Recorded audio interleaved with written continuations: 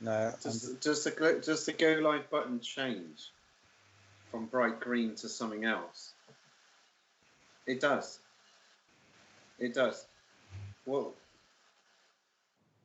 right. Okay, so you definitely.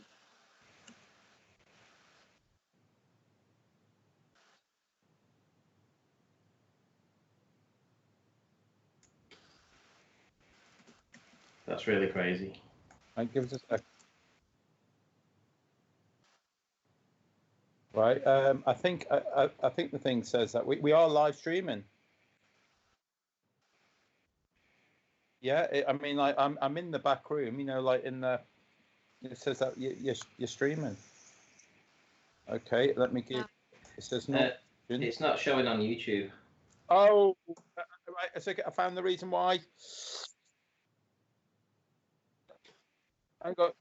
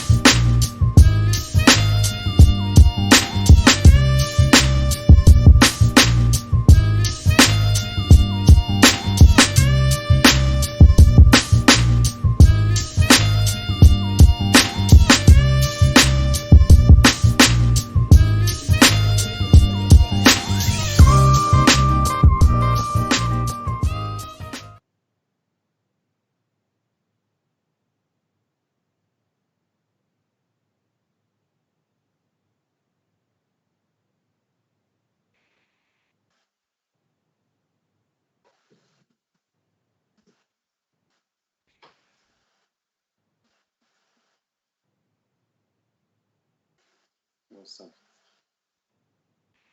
Very good. Thank you. Good. Thank you. Oh, hello. Are we live now? We've got a little bit of echo. Let's do a bit of housekeeping first and sort this echo out. It's not you, Roxanne. Not you. So testing. Any echo? Don't think it's me. I just heard myself then. Testing. No. Okay. Someone else put theirs on. Testing. Testing. Hello. It seems. Has it cleared? Seems good.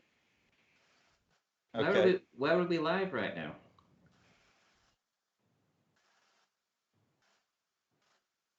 I will. Yeah, that means you. That means you haven't signed up, isn't it? Shame on you, Shane.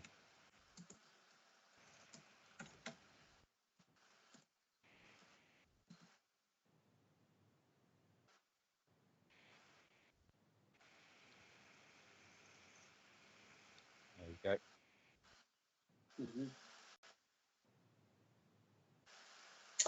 Wow, interestingly, I've been up Penny Farm in the Brecons, and I've got some great. Yeah, it's a full 886 meters, which and we can see all the way back to Bristol. And the reason this is significant for me is because it's the start point for a conversation I had with a scientist at the top of a Bristol hill, looking back across to Wales and the Brecons, 55 miles away. And what I'll be more than happy to do tonight is share some of the. Here comes Tony in the chat room. What I'd be more than happy to. Yeah, so that spawned a conversation that turned into 27 emails later on with this guy called Stu and his lovely wife who came up the top of Kelston Brownhill with the children, and we got talking about science and measurements and curvature. We never mentioned flat Earth until he said, "Oh, there must be something wrong with the formula." And at that point, I thought, right, he might know something about this, but we'll leave it. Let's just leave that with him. And he bounced on me, found me by email, and we had a 27 email exchange. And that conversation happened about 4 weeks ago now. And 2 weeks ago, I did another conversation in the park in St George's Park. We had that's a local park to me.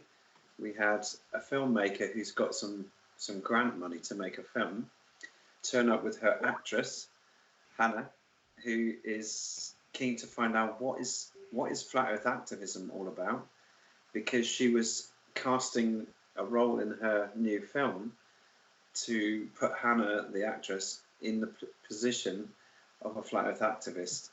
And so what's going to happen is they're modeling some of the activism scenes on what they could see of me. And I think Hannah's going to be in touch with you, Roxanne, soon to have a chat with you and find out what Speakers Corner is all about, because they've watched this. You know, this is interesting. Filmmakers are watching the activist channels and, you know, digesting content themselves. And the filmmaker herself had a flat Earth friend, and she admitted to me, and I've got the conversation on video. She admitted to me that two years ago she dismissed it out of hand, thinking it was ridiculous. But now she's a filmmaker, knowing this is a trending topic, but keen not to be so quick to judge. She has a scientist in her family, so she's a little bit invested. But she came and watched me do 25-30 minutes of activism in St George's Park, and what she saw was quite amazing. She saw not me, but the people that I spoke to. We had a group of 3 that were curious, but quite resistant, and her friends came along, or their friends came along on their bike and said, "Hiya," and I said, "Who's that?" And they said, "Oh, that's our flat Earth friends." I said, "Was they scheduled to meet you here then?" And they went, "No, it's just chance encounter riding the bike down the park." So what was great was Hannah, and the actress, and Tia, the filmmaker, were able to witness an organic conversation, notice that it wasn't particularly adversarial or difficult. Yeah, there was some resistance, but we handled those things, and we got to well, there you go. There's the flat earther in this ratio that I was describing, you know, and the guy before them, he was curious, he was open-minded, he didn't believe in the moon landings, and they got to witness the end of that conversation as well. So all good really, lots of good. Yeah.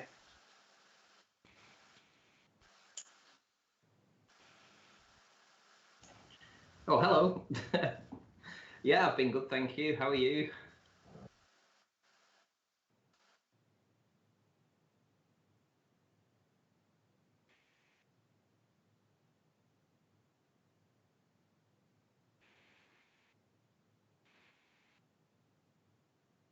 Yeah, all's good, all's well. I'm on my 4th beer, so that's not too bad.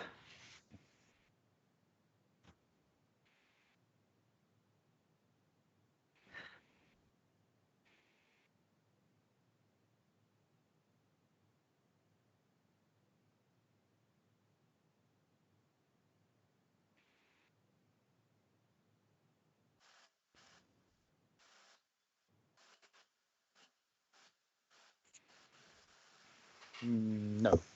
Tab has just said something. He said, "Is Roxanne talking? We can't hear her." So it appears that we can't hear you.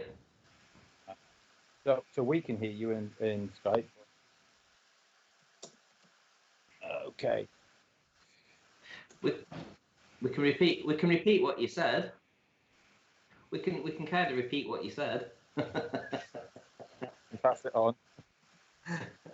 Right. So you're streaming from the bath, is that right, Roxanne? Jason, can you give me some wrenches, please? Oh, yes, I can.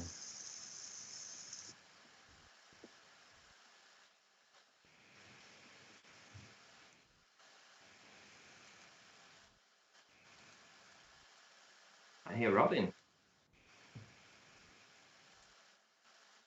Testing.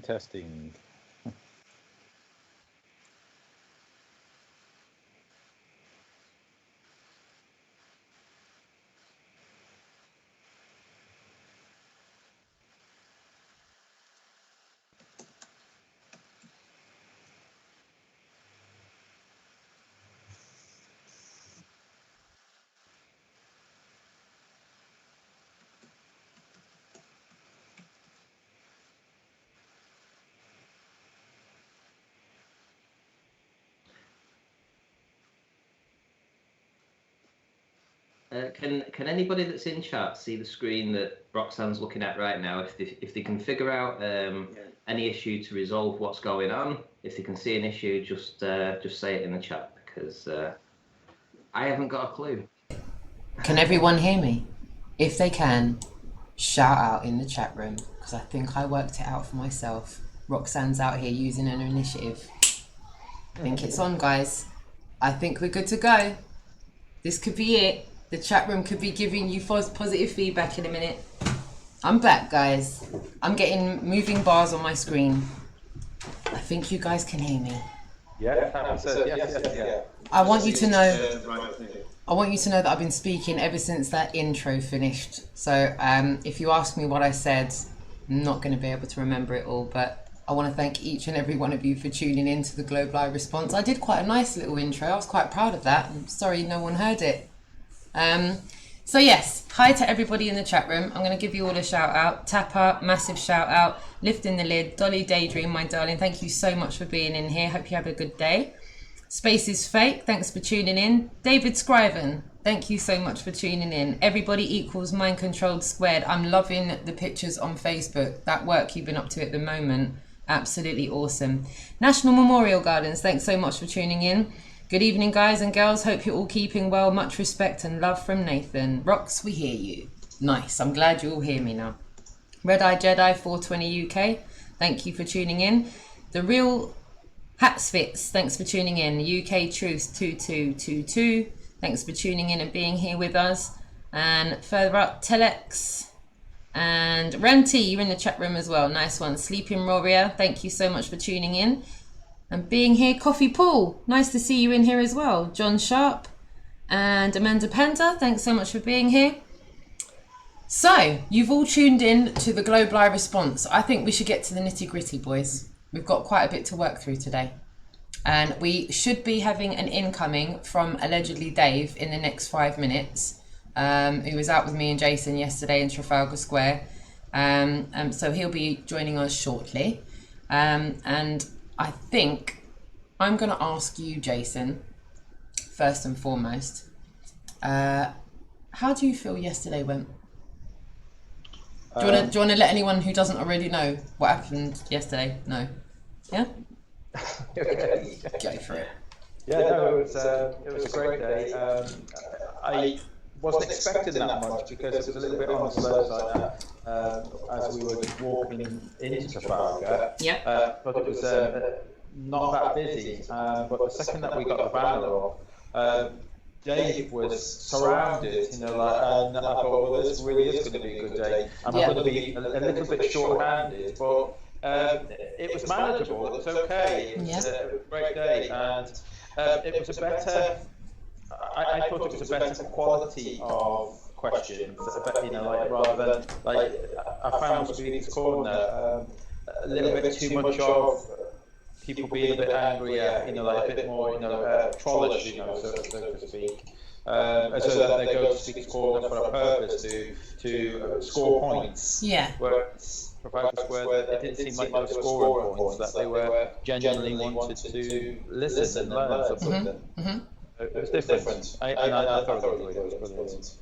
Yeah, I did too. I genuinely, I'm going to be honest with you, Jason, when you suggested going somewhere other than Speaker's Corner, I wasn't overly excited. I was just like, why would you come up at the weekend? Why would we miss it's Sunday? Why would we go anywhere else other than Speaker's Corner? And I even had a talk with my daughter about it. I went upstairs and I was like, Jessica, Jason's coming up, but we're not going to Speaker's Corner. Like, do you reckon that's a good idea? Like, Speaker's Corner's a Sunday. And she was like, Mum, you should mix it up. Listen to what Jason's saying, man. Mix it up. Like, not every week Speaker's Corner. Even if you have the opportunity to do Speaker's Corner's once a month. You guys put your efforts into that. If you know, you don't go anywhere else in London anymore, kind of thing. And that got my head around. I was like, you know what? Yeah, my knee-jerk reaction was to go Speaker's Corner. But the more I started thinking about it, the more I was like, well, wait. The trolls know we're going Speaker's Corner. It's sometimes feels for me like a set-up situation where 6 of them are already waiting for us to get there. No matter who gets there first, people are already on their case. And I started to think, you know what? If we go somewhere else, Jason's right, we're probably going to have more of an opportunity to have a better conversation with people than we would have done so otherwise. And it was true. We got there and I had the most meaningful conversations with people. Admittedly, so more off camera than on camera. Not everyone was thrilled to be filmed. In fact, yeah, we've got some examples of that, haven't we? Have we? Do we have an example of people being filmed? I think we might. But people in general nowadays, just within the last 10 months, I've really got more of an issue being filmed by me or you on live YouTube in the public domain than they do the 30 odd cameras that are Big Brother in them right now. Like zooming into possibly every orifice of them. You don't know what they're zooming into. I don't know. I found that the biggest change. Away from Speaker's Corner, I thought Speaker's Corner was maybe a singled out situation. But in general, people are just not up for you putting a camera up like that and going, hi, let me film you. They're like, no, don't want to talk to you now you put a camera up. What have you found that, Jason, with people? That they're less inclined to want to be filmed? I'm really rude when it comes to this. I don't care anymore. I got to the stage where, look guys, you know, like it's going to be your loss if you don't want to engage with me because the crazy man that's in there has got the camera. Then just walk on by. It's, I almost think numbers now, you know, like some will, some won't. Next, you know, like, yeah, I don't care anymore. And I'm sorry for being a bit rude on that, but it is what it is. It is what it is, right? It is what it is. I suppose when you become a little bit longer in the tooth with it and you realise how much our privacy is infiltrated by Big Brother, CCTV, cameras in everything, it being put on someone's social media doesn't really bother me. I'm not sure why it would bother some people. I'm still a bit miffed with that. I wasn't really bothered before. I'm still not bothered now. Ranty, what's your take on that? Have you ever been in situations where you're like, I'm bothered about being filmed?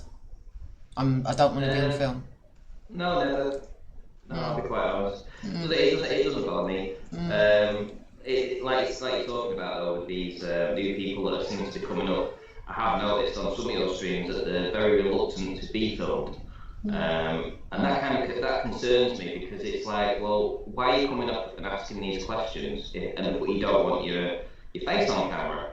It's like, you know, I saw your first activisms when you was doing it, and everyone was quite happy to be on camera, and now they're not, and that's an issue. I feel it feels like the tide is slightly changing, if you know what I mean. It's like initially, while they thought they were having a bit of a elementary argument with us, they were happy to go and blast. But as soon as they realised that the argument was quite a serious argument and serious points needed to be addressed and certain problems weren't going to go away, it was like all of a sudden people were coming up with different personas and not being themselves, and if they weren't happy being caught out. And you've had that experience, Robin, with people. You know, they've got one attitude when they think they know the argument they're going to have with you, and another attitude when it's not gone the way they thought it was going to go.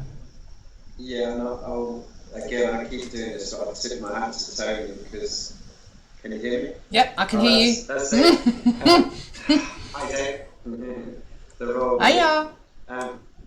So basically, what I'm saying is, you know, if someone says the age old. Hi, Dave. You right? Quite often we get a response. Sorry to. Can you hear me? Sorry. Yep, everything's all good. Chat room, if you can hear Dave, give us a 1. Yep, everything's all good. There's a chat room. There's a chat room. There is. There's a chat room on YouTube. I think if I'll send you the link on Facebook, and then you'll be able to get the link for the chat room. I think the guys in the chat room are about 30 seconds behind us. Am I right, Jason? Yes. Good.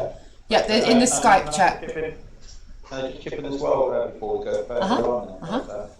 Can I ask Ranty a question as well? Are you going on camera? If not, can I just go into your box? No. Whoa. Whoa. No. Statement retracted. May I move into the position that they put for your profile picture, please, Ranty? That was better. Yeah. Thanks very much. Moving on. And can I just say, Robin, Jason, Dave and Roxanne, I really appreciate all the activism that you guys are doing down in London. You're absolutely smashing it. Aw, thanks, babe. Cheers, man. You're going to get me all mushy and we haven't even started yet. Aww. Okay, I just wanted to say, when you go forward and play a couple of videos, I know you're all set to queue up, but can you do it through a screen share instead? Yeah. So that way Dave and Robin and Shane can see what you're about to play. Yeah, of course I can, yeah. That's not a problem. That would be better. Yeah, not a problem.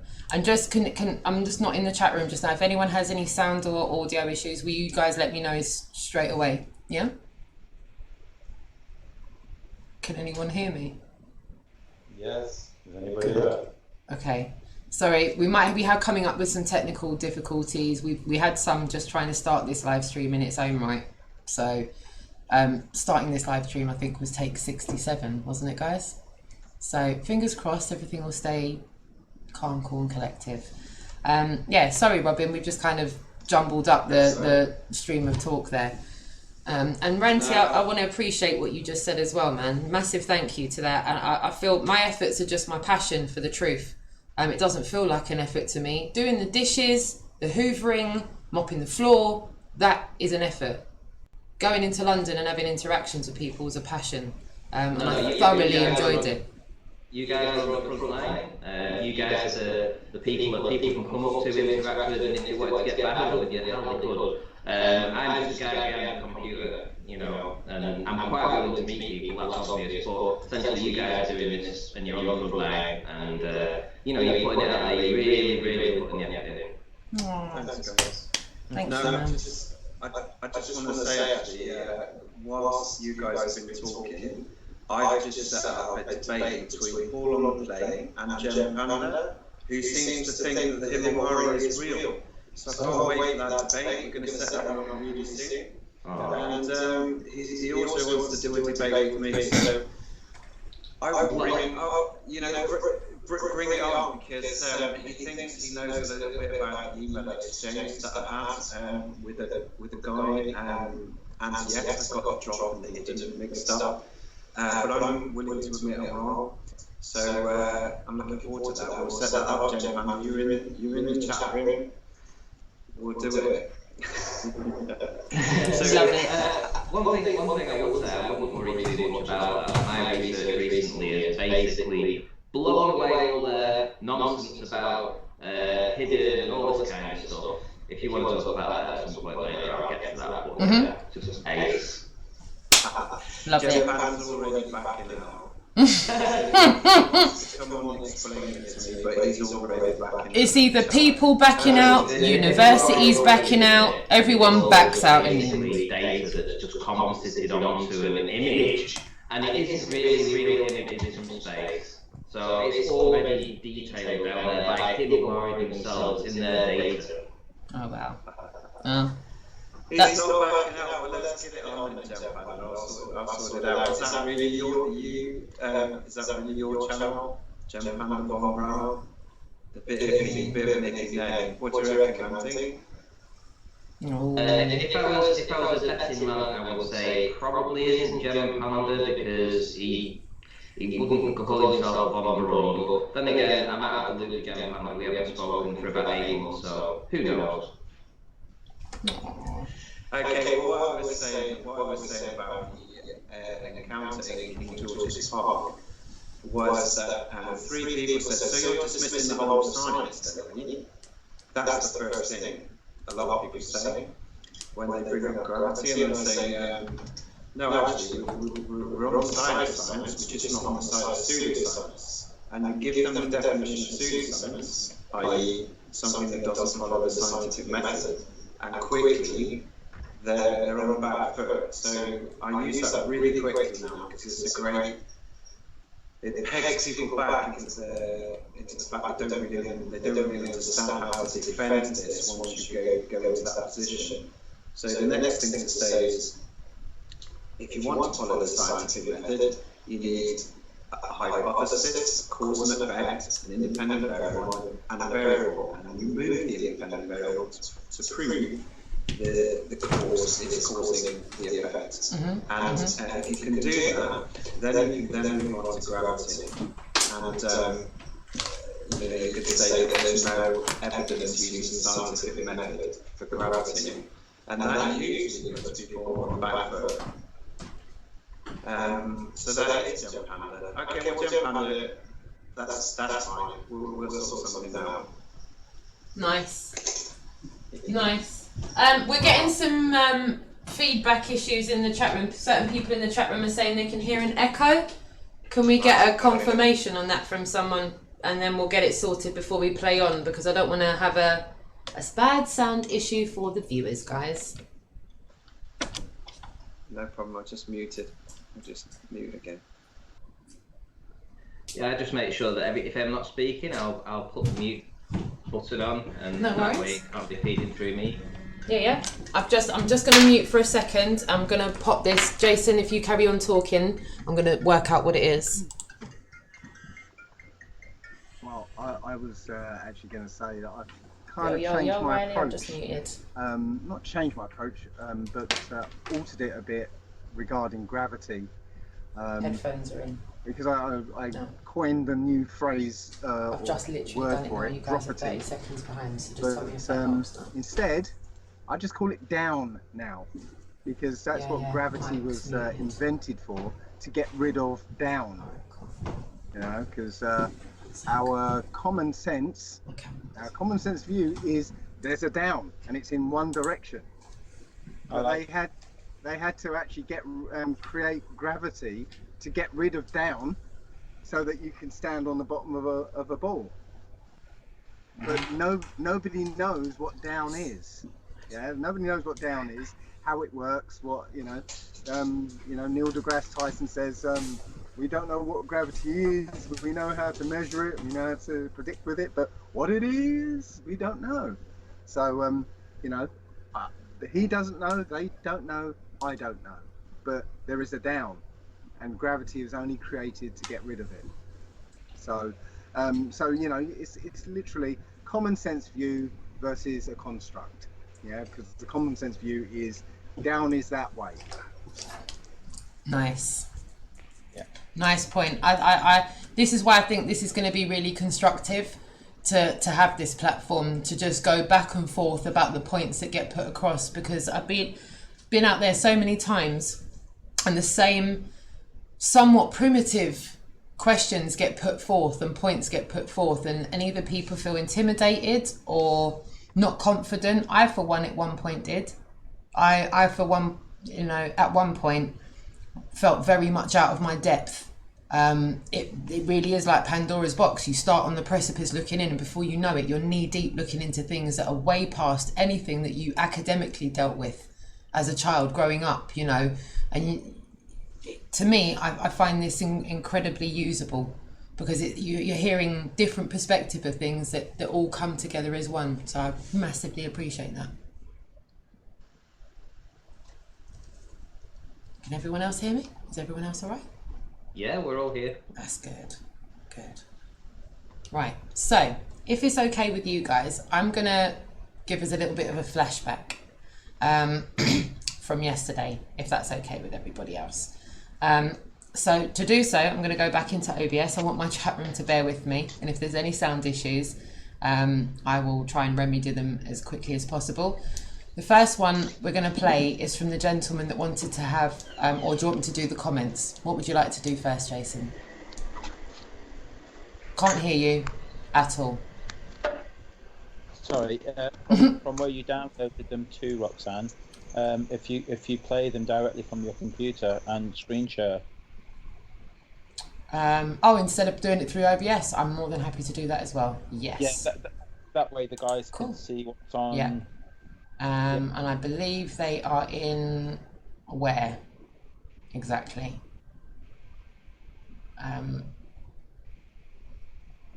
Yeah. The download folder, would it be? Just give me a second.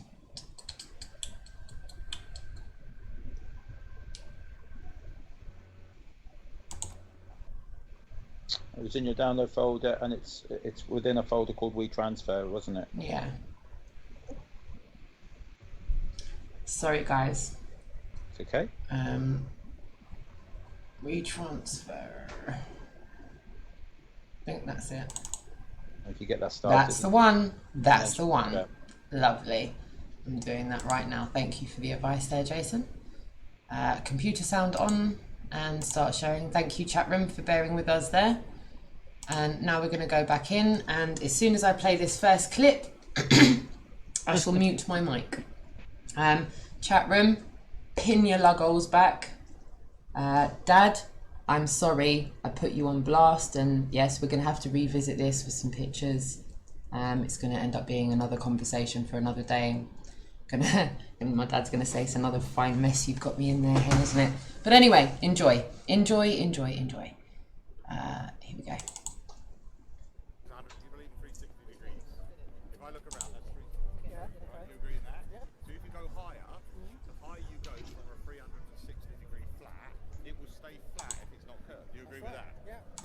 So me and my wife both. A bit low, Roxanne. Wasn't real, which is amazing. Can you hear it now? Because think about it. No. Listen, I agree with you. Can you hear it now? I'm just saying the only way it could have been wrong is if we're like. Can everyone hear it better?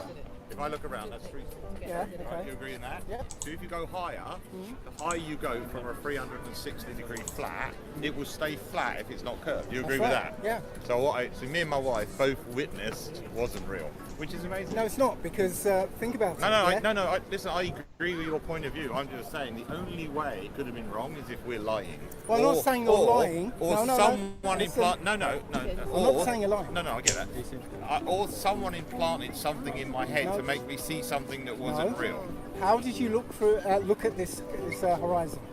I looked at the Through fucking the window. Through the window. Oh, right. There's the curvature of the window, and you've got the curvature of the aircraft. So I'm on the ground. You're saying when I'm on the ground, the window changes its shape as I go It does, higher. because the plane gets pressurized. So your look point, at the window no, next time. So your point, I know the plane's pressurized. I get the plane's pressurized, but if a plane expands, it blows up because it can't. Hang on a second. Yeah, go on. Look at next time you're in a plane. Look at the Can't window. because Concorde's gone now. Isn't it? No, same in ordinary planes as well. Right, Look at the window. Yeah. You'll see a little hole in the bottom of the window. That's in the plastic bit. In the plastic bit. Yeah. That's So not pressurized. I'm telling you, right? It starts to curve. Right, and you will see a curve. Even on the ground. I've been in a plane where there's been no plastic window because it's cracked. Even on the ground, Yeah. You look at the edge of the runway, and you start to see a little bit of curvature on it. Well, if you go higher, the higher you go. No. Even on the ground, look at the runway. Through the window, you'll detect a tiny little bit of curvature on it. Hold on, you defeated your own argument there, because you said you agree with me. It's flat if you just look around and you're on a flat surface. So the Earth is flat. The principle is, imagine it's all concrete. Okay. So there are certain places in the world like Salt Lake, flat lakes. You can go around like that, 360. It's flat. You said that. Yeah. But the higher I went in Concorde, it started to curve. It doesn't. It's funny that I've got Polaroids from Concorde. I flew Concorde as well when I was younger. We've got Polaroids of flat horizon. So a flat horizon. Well, yeah. did you remove the window? No, my darling. We had a Polaroid camera with us, and we took Polaroids. But you and can't. on our He said you Polaroids, couldn't because the plane's expanded. He said. you my personal, so I've got your nothing to do with him. Polaroids. No, I'm saying Yeah, we yeah. took Polaroid images from Concorde out the window on Concorde. So we why still was got your them. Polaroid? I'm saying it's funny. I didn't see the curve that you saw. Well, and my wife saw, and I everybody don't. else on the Your plane wife's saw. not here, my darling. Stop bringing your wife into the conversation. We're having a Oh, conversation. so now you're with putting you. me alive, so you can go No, away. I don't need to go Don't away. I'm just- stood don't here. respect I've got my every. point of- Mum didn't see it. I can bring my parents into it who aren't here. All three of us never saw the curve. So But can he we said move I on? wouldn't see the curve. Move on. Right. Move And on. you Now- agreed that I saw it. I didn't say No, No, no, she no. didn't. You I didn't hear you agree. Said, okay, special on words, it's great. So Yeah. I'm not saying you. So what you said was you don't know why I saw it. I don't know why. Then you said. The only thing I Now can hold on. imagine. Then you said it's because the window and the pressure in the plane made Concorde, that plastic bit with the I'm- hole, made me see it. I'm telling round. you, that's an explanation. So why didn't she? She was I'm on the saying same that's an plane as explanation. me. Oh, that's an Right? explanation. You didn't know if that's the explanation. No, I don't. I wasn't with Oh, you, was okay. I? We can only talk No, from no, our she first-hand was. experiences, can't we? But you said all You don't have planes. a I haven't first-hand been. You said all experience. planes have a little hole do. and they pressurise, and that changes our perspective. And this is so what's the so horizon interesting goes about round. first-hand We've experiences, got right? people Because who everyone's say is different. I've seen the curve from my seat in the plane. I worldly respect everybody's point of view, including you and your Now, Polaroid point of every view. time I fly, Yeah. Yeah. I go and speak to the pilots. Right. Half the time I talk to them, they say, "Oh, I've seen a curve." The other half, they say, "I've never seen a curve." So why do you think that half the world sees a curve and half doesn't then? Well, because you know what? If you're looking for So a that curve, means we're half right. if We're you're all looking right. for a curve, you'll What's your find- points of view in the chat room? What is your input into this? Are Are you able to hear the conversation first and foremost? yeah, if I can get a comms check. Response to this. Are you able to hear what's going on? Are you able to? Yeah, well said, flat ball. Your view, then Well said, Oxbro. Classic example of cognitive dissonance. you believe in 360 degrees. Sorry, guys. And we are back. Yeah, so Wow. that, and we're back. I'm gonna say I've said all. I'm gonna yield the floor. Okay, yielding Can I- the floor now. Can I say something different, guys? Go ahead. Okay. Our eyes don't work in straight lines. You know, if we were to look due north and turn around and do a 360, we would see a sphere. It would be a circle. Our field of view would be a circle, and that's limited to how far we can actually see. Now, our eyeballs have an angular resolution limit, which is 0.02 of 1 degree. So remember that, 1/5 of 1 degree is the human eye resolution. Anything beneath that you cannot see. You also get diffraction that happens above that angle, but at 0.02 it's invisible, you can't see it. If I was to say to you that if you stuck your eyeball on the floor, literally on the floor, and you was to look on a perfectly flat, level surface for 3 miles, a 6-foot human would be 0.02 degrees in height. In other words, the drop calculation for the curvature of the Earth would be the exact angular resolution of the eyeball, 0.02 degrees. Now, if you stand up and you do a 360 and you're on a boat and you're looking out across water, you will see a circle because your eye can only see as far as 0.02 degrees. It's how it will be perceived. The higher you go up, it will still be the same. If you put an ant on a table, an ant will only see a circle around it in its field of view. And it can be mistaken for curvature. Okay, so I kind of agree with that, and we're talking about with your eye, and the way to get out of that, I would assume then, is that you would need a photographic evidence without any barrel distortion. If you just had a photograph and then you can put your own lines, your own rulers along that, and that would be a different type of, because I would imagine your camera would be able to resolute slightly further, would it? A camera without any barrel distortion? It's unlikely. I mean, if you go up in a hot air balloon and you take an image of 1/4 of your field of view, then there is going to be barrel distortion simply due to the fact that you're not looking across you cannot capture 1/4 of your view in a straight line. It's impossible. It has to be curved at the edges. It has to start to curve around. Has to start coming back on itself.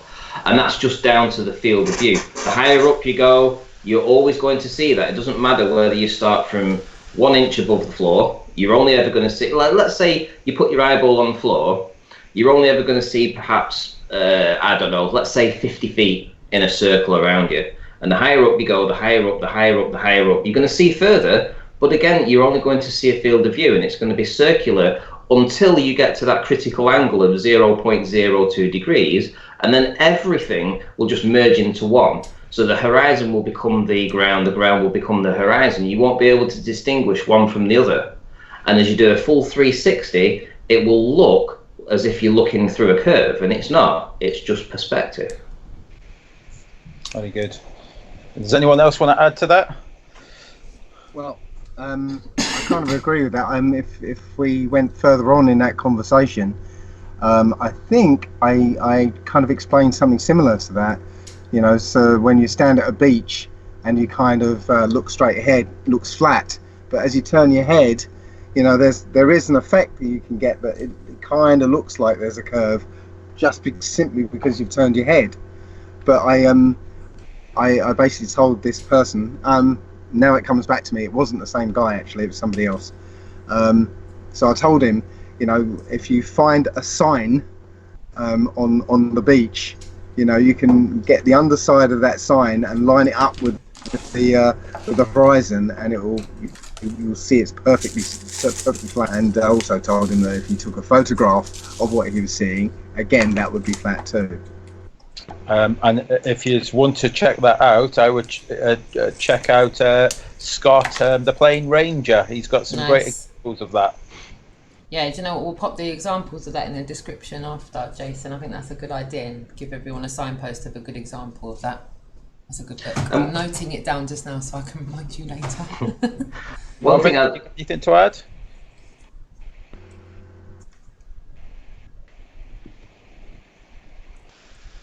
Robin? Yeah, you're muted. Muted. Slightly glitchy connection as well. No. The angular resolution is lost on a lot of people, especially, you know, Joe Public you meet in a park.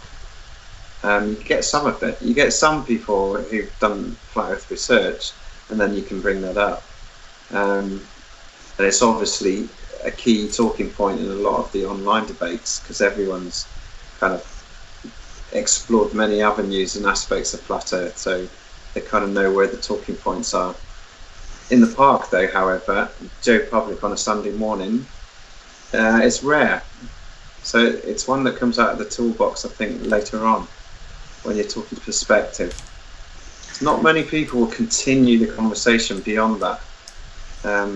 But yeah, it's obviously needed once you've got someone who's really taken you to task.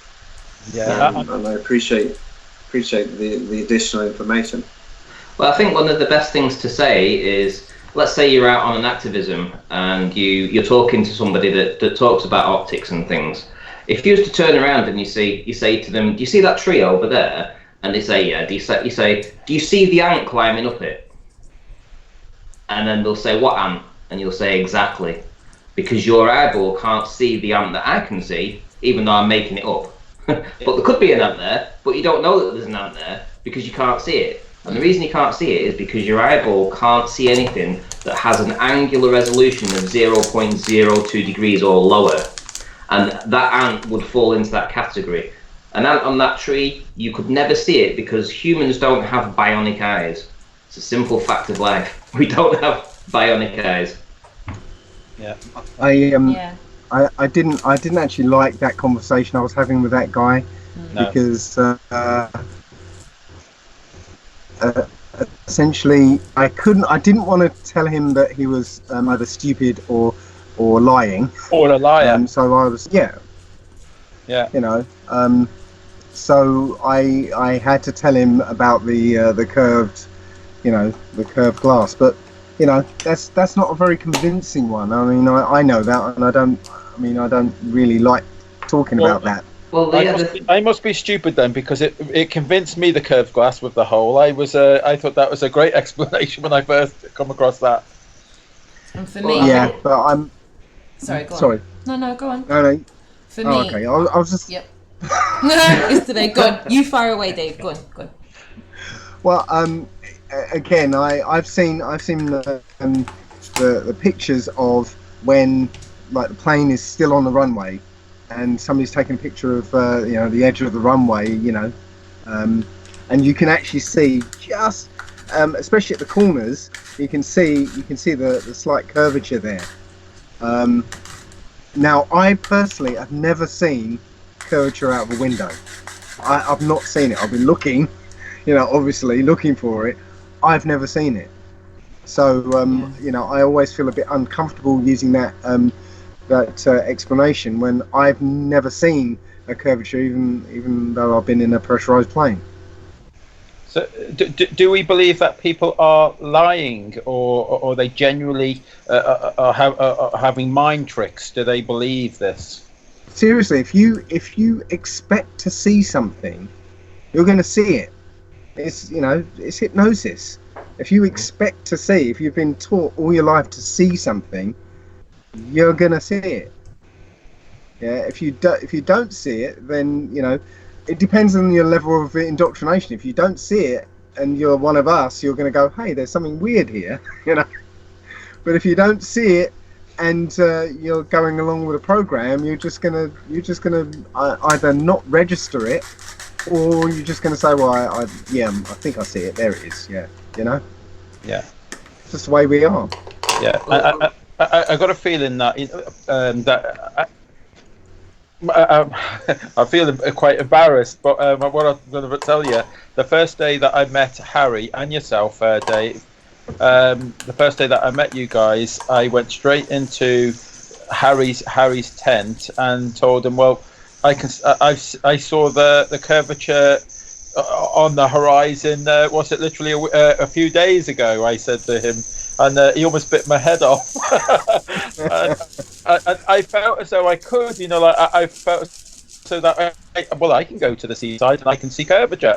It was just something inside me. I always felt as though I could see that, and yet, so I was never even researching flat Earth. I wasn't comfortable with just saying, "Oh, I can't see." It was almost like denying what my mind was saying. But now I look at the horizon, and yes, it appears to be flat. But I don't know what was going through my mind back then. But I was so convinced I could see curvature. Exactly. Hey, well, guys, exactly. Listen. You know me, and I've been down at the beach perhaps every single day for the past year and a half at least, and I've lived on the coast my entire life. I'm always by the water, and I can honestly say that if you pan around and you swivel your head from one side to the other, 1/3 of the of your arc. So let's say you're doing it 120 degrees. You look 120 degrees. You are going to come up in your mind with a curve. So what you're going to do is what you're going to see, because it's just field of view. And the reason that it's just field of view is because that if you think of the particulates that are in the atmosphere, right? All the buildup of the pollen, the evaporation, the dust, the dirt, all the stuff that's floating around in the air, there comes a limit to how far you can see on any given day. And it's pretty localized, to your area. Everywhere you go, you're always going to have a field of view, and it's very local. So you might only be able to see 6 miles one day. Some days you might be able to see 10 miles. And that doesn't matter whether you're at 10 feet or 20 feet or 30 feet, but you're always going to encounter the atmosphere. And that's going to cause a blockage. And what that's going to do is it's going to say that you can see 10 miles looking due south, and you can see 10 miles looking due west, and you're going to see 10 miles looking due north. And if you do that 180, you're going to see a semicircle because of your field of view. Perspective rules. Always does. And the higher up you go, the more atmosphere you're looking through, the more particulates that are in the air blocking your field of view, which means you then have a limit to how far you can actually see, which then comes back to this field of view of you can only see in a circular pattern. You cannot. That's how you work. That's how you work. If you lift yourself up, if you place yourself on a massive table and then you're lifted up, you can only see so far. And the higher up you go, the more you can see. And it's just the atmosphere, if it's blocking your field of view, you can't see forever. We don't have bionic eyes. But Jay told the media, who's starting to look through this infrared stuff, you know, that's taking a lot of that problems out of the equation, and then things start to get really trippy because you can see through most of that stuff and you can see an awful lot further. Well, that was something that came up yesterday as well. I had a couple of American guys who were saying, how come we can't see China from wherever it was? And I basically told him, you know, this guy was coming from California, and I said, well, do you ever catch the weather on TV? And he says, yeah. What did they ever say about visibility? And he went, yeah, they do. So yeah, they say, you know, every morning, weather's going to be like this. Visibility is 20 miles, or visibility is 15 miles. Yeah, it's telling you that you can only see a certain distance. He went to argue about that, and I gave him another example of, say, if you look at some mountains in the distance, you know, 5-10 miles away. Well, you know that the trees on those mountains are the same green that the trees that are right next to you, but the trees on that mountain are kind of blue tinged. It's because you're looking through the atmosphere, and that atmosphere is you know, that blue tinge of the atmosphere is blocking the mountain. And the further back the mountain is, the more blue it gets, until the blue takes it over and you don't see the mountain anymore.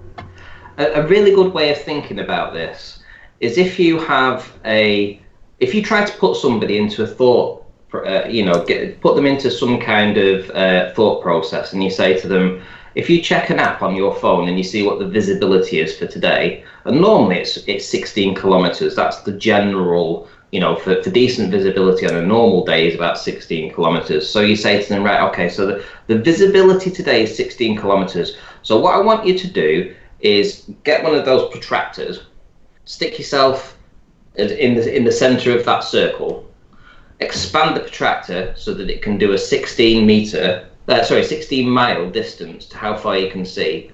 And then I want you to do a turn of that, a full 360 turn. What's going to happen? What's the design going to be of the drawing that you've just made? If you're doing 16 miles north, 16 miles west, east, north, south, southwest, southeast, it's going to come out as a perfect circle. Circle, yeah.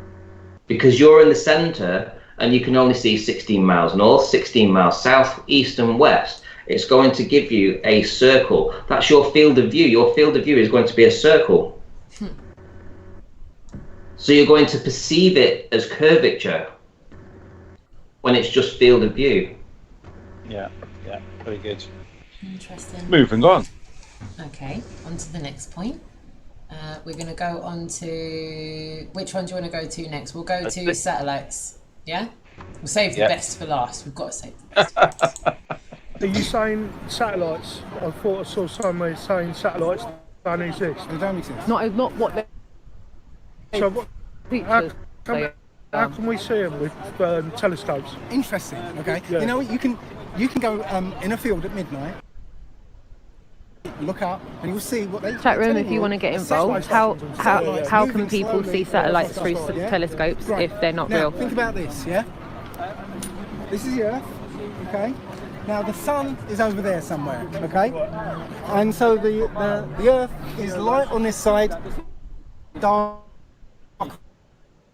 on this side, yeah? So it's dark this side, light on this side, yeah? So it's just a flat Earth model? No, so again, light on this side, dark on this side, yeah? So, low Earth orbit starts at 99 miles and goes up to 1200 miles, yeah? So on this planet here, 99 miles is like that. Yeah? Nothing, yeah. 1200 is like that, okay? So, if you're there, that's midnight, because the sun's over there, yeah? Midnight. So you're lying on the field and on your back here, yeah? The satellite is going in here, somewhere around here, okay? Satellites don't have lights. It's moving in the Earth's shadow. You shouldn't be able to see anything. because it's in the shadow, right? So it's not reflecting any sunlight. So you're saying at 12 o'clock at night you shouldn't be able to see the reflection of the sun? You shouldn't be able to see anything. Shouldn't it be bouncing off the moon? No. The moon. Wrong side. It's 238,000 miles the other side of the satellites. Okay, so. Nice. Yeah, I love that explanation, Dave. I've not come across that one before, but it made a lot of sense. Yeah, it's kind of ridiculous, really, if you if you really think about it. You know, they're all moving in the Earth's shadow. I've sat there. I've laid there in a field in France, actually, and just looked up, and I was seeing satellites like every 15 minutes or so. So it's supposedly satellites every 15 minutes or so, slowly moving from horizon to horizon. And back then, it was a long time ago, I accepted it. Yeah, satellites, obviously. Oh, how cool. But sitting down and thinking about it, yes, they're moving in the Earth's shadow. They're so close to that ball. Yeah, they can't be lit up. And then what Shane says before about the ant on the tree, like the fact that the size of a satellite had been so far away. Can we actually resolute a satellite the size of a satellite with our eyes? No. Imagine a car at 99 miles away, or a school bus. Let's be generous. A school bus at 99 miles away. Yeah. Or even 1,200 miles away. I mean, no, it's ridiculous. Well, here's the thing. Most satellites, well, all satellites essentially, are about 35,000 kilometers up, apparently above the Earth's atmosphere, right? Yeah, if you go to the ISS, that's about 408 kilometers above the Earth, right? So what they're trying to say is that they've sent these satellites, how far out that you cannot see them? 408 kilometers for the ISS, or 35,000 kilometers for a satellite. You shouldn't be able to see them anyway. That's just saying. You shouldn't be able to see them. So anybody that says they've seen a satellite is talking out of the rear end, because satellites not only are smaller than the ISS, but they're also like 80 times further away, if you believe that. Okay, but we do see some. You're talking about the geosynchronous. Yes, the geosynchronous orbit. Yeah. Yeah, well, I'm talking about the ones that are that move across your horizon. Who move across from horizon to horizon, which have to be in low Earth orbit. Right. Because anything between 99 miles and 1,200 miles low Earth orbit. Anything beyond that, I mean, it's going to be ridiculous. You can't. There's no way you're going to see a school bus-sized object, no matter how brightly lit it would be.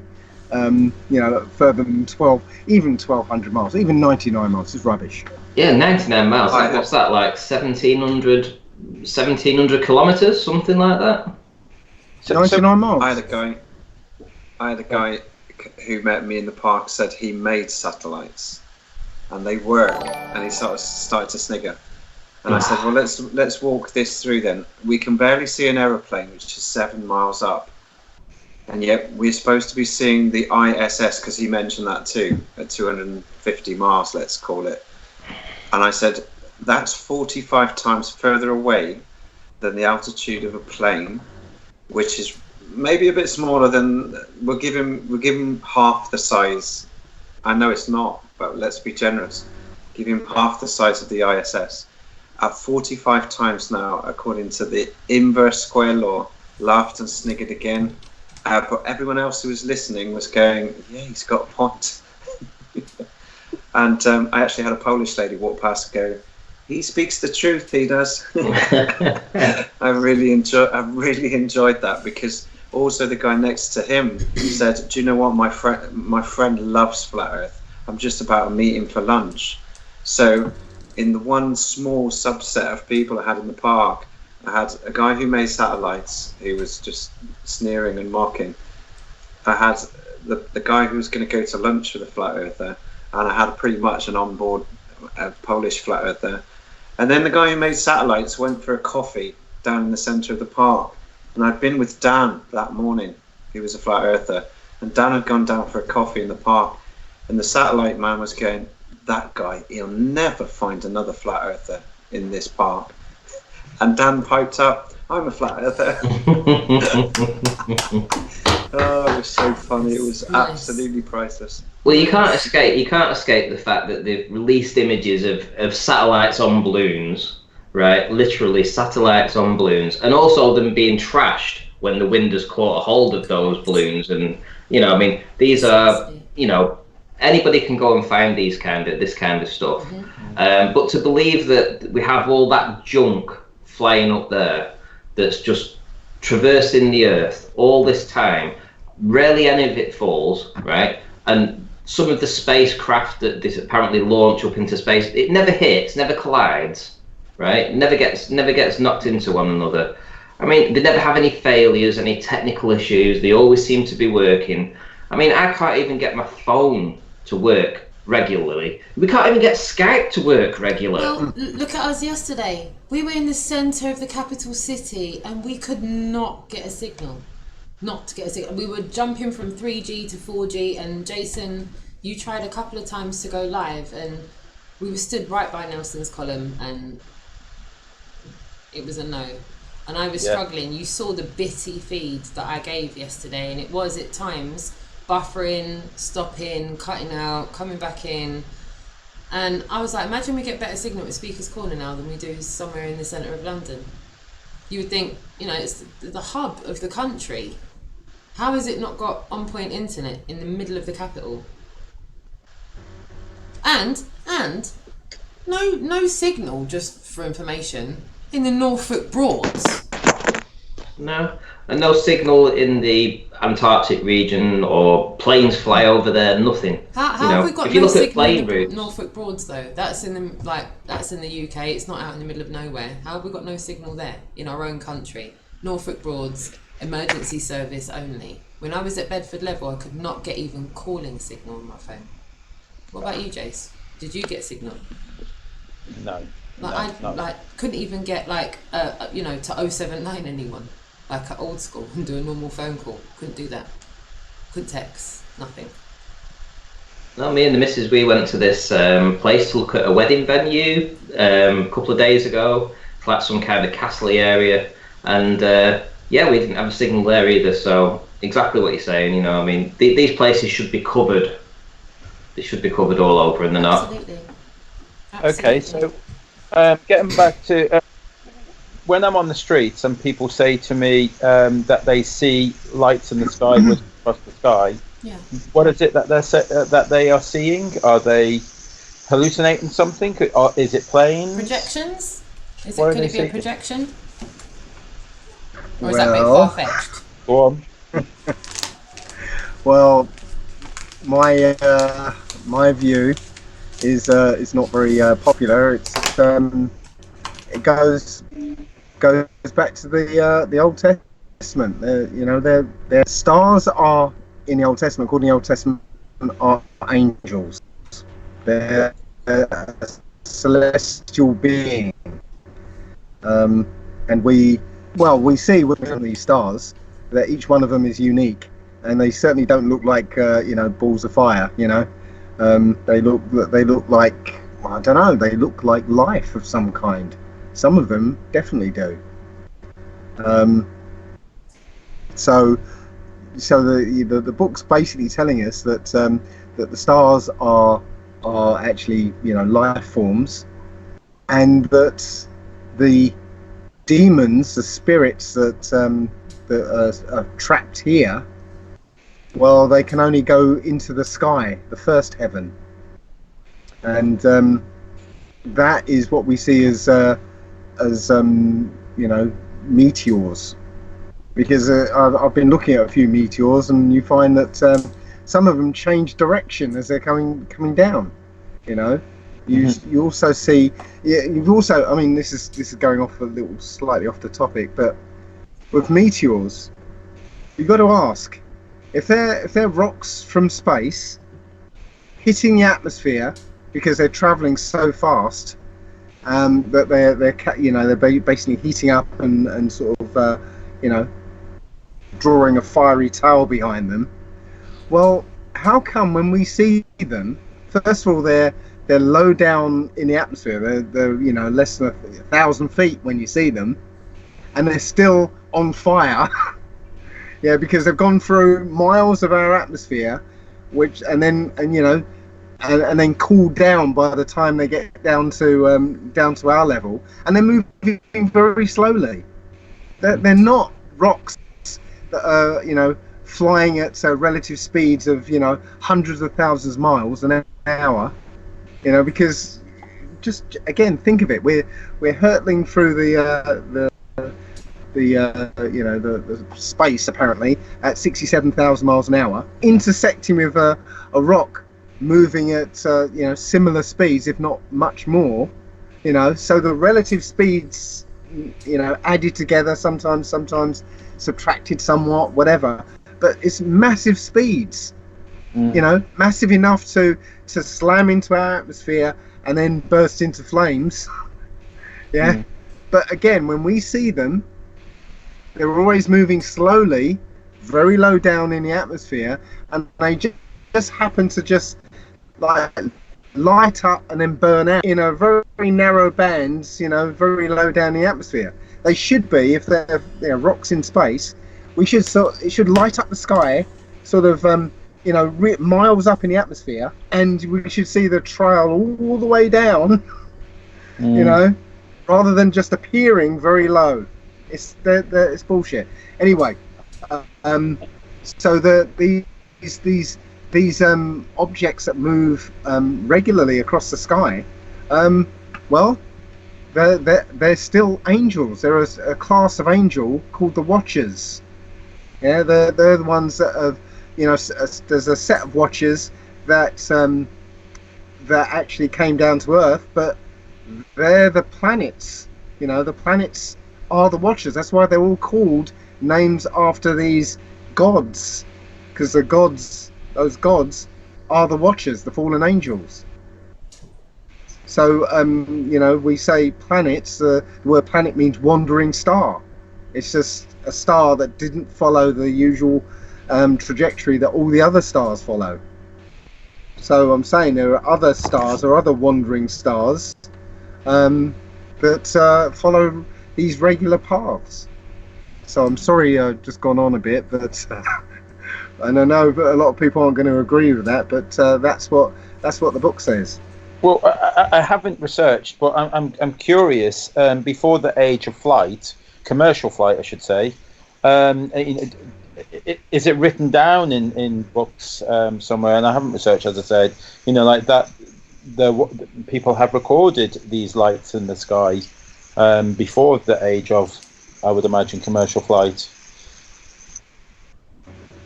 Interesting. Yes, there's lots of old paintings that have pictures of UFOs in them. Explained lights to them. Yeah, lights and the UFOs, and so they've always been here. Interesting point. So That's the Nuremberg event, isn't it? Are finding it interesting. Sorry, Robin. There's the Nuremberg event. I think it was 1590 something, allegedly, which talked about two or three different opposing forces all having a bit of a battle in the sky and then vanishing off, and there are tapestries and paintings of that. Interesting. I hope some of this is resonating with you in the chat room as well. I hope you're finding it just as interesting as I am. Do you want me to play another clip, guys? If Shane hasn't got anything further to add. Oh, yeah, sorry. Oh, right. I think, the Bible is an excellent history book. That's the way I view the Bible. I think there's so much in there that is actually true. It's just that they had a different way of speaking, different way of writing things down that to us might seem a little bit odd, but to them made absolute sense. And if we were trying to explain something about some kind of mystic thing happening in the sky, we might write it down differently and in 300 years they interpret something different from that. So I think looking back, the Bible was historically correct in everything that it says. Whether everything happened for a reason or had some divine thing behind it, I still don't know. I mean, I'm not averse to believing that the plane that we live on might just be a pond in a series of bigger ponds. You know, I mean, we could be the center pond of bigger ponds all the way around, for all we know. And that these UFOs, as in, you know, extraterrestrials, if you think of the term extraterrestrial, additional terrain, additional humans, terrestrial beyond horizons people that we've explored. Yeah. You know, I mean, they might have technology. Who knows? They may have technology that's better than ours.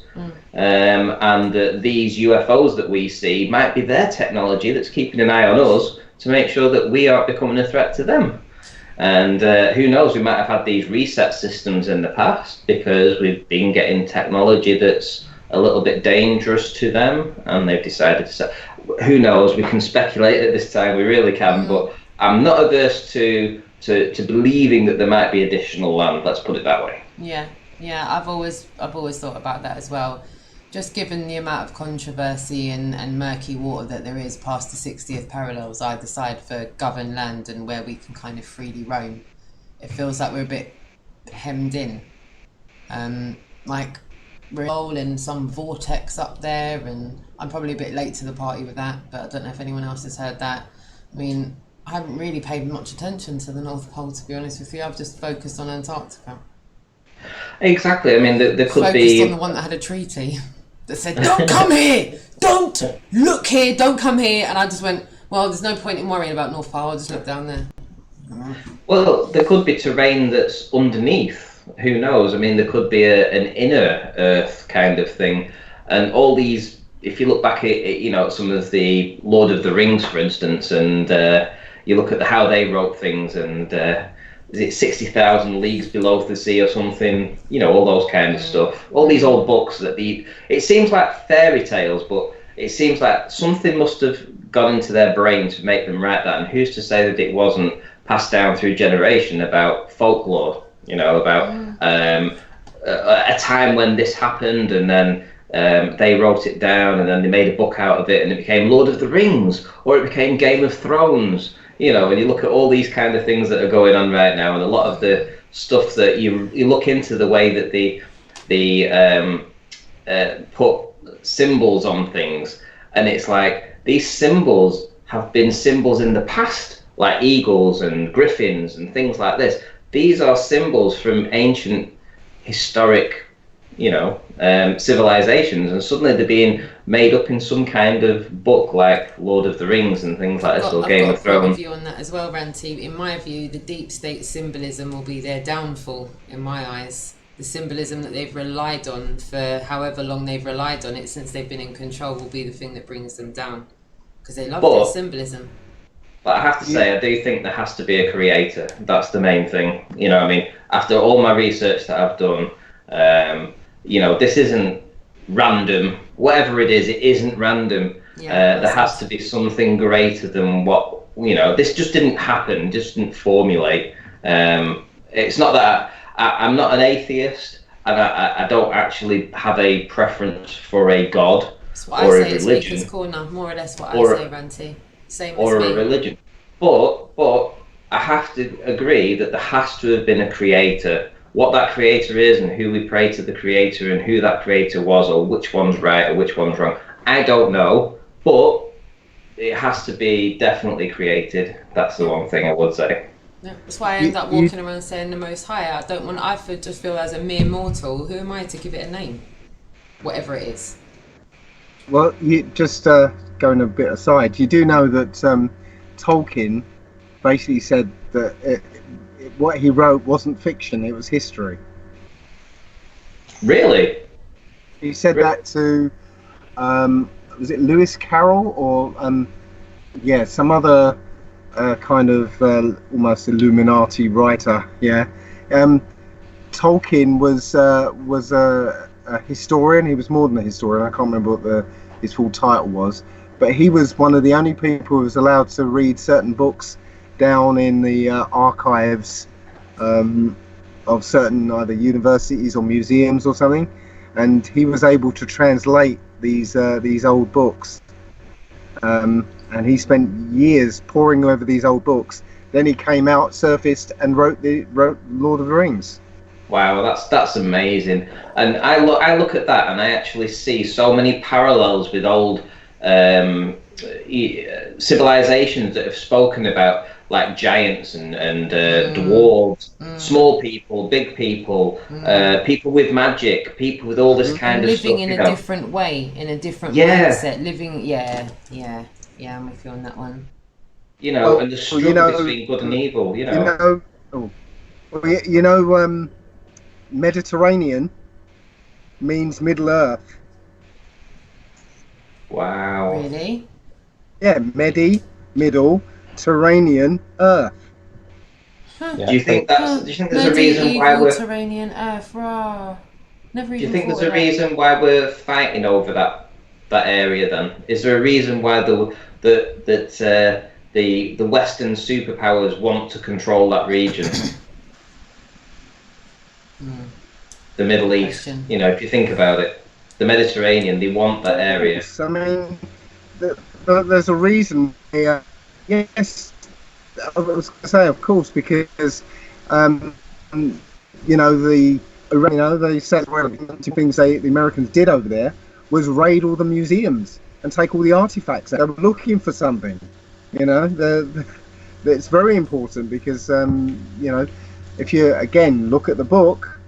The final battle in the Old Testament is going to be fought in a place called Megiddo, where we get the word Armageddon from, and that place is pretty much in that Syria area where all the countries in the world are gathering. All the chess pieces are being moved into place around there. They're all vying for position for the last battle. I was watching a video today where somebody put together a few clues from films, and I think one of them he mentioned was the film Contact. Do you remember? Yeah, I watched that the film movie. Contact? Yeah. I watched that a good few times. Jodie Foster was in that, wasn't she? Yeah. Yeah. And there's a bit in there when the first machine is destroyed, and the billionaire Haddon guy is talking to Jodie Foster, and he says the powers that be are busy positioning themselves for the game of the millennium. Right. So think about the millennium is the 1,000 years of after everything's sorted out, all the wicked people are gone, and all the good people are sort of back in the land and stuff like that. There's 1,000 years of I guess the golden age. That's the millennium. So the game of the millennium, it's literally everyone. The powers are positioning themselves to try and get to be on the right side of it. Could be like a reset cycle. Martin Leakey talks about this reset cycle that has happened time and time again. It's been documented through history, and it's possible that could be linked. Who knows? But it's certainly fascinating. And that's if Syria is some kind of area to go to hold that area, and you're protected in some way.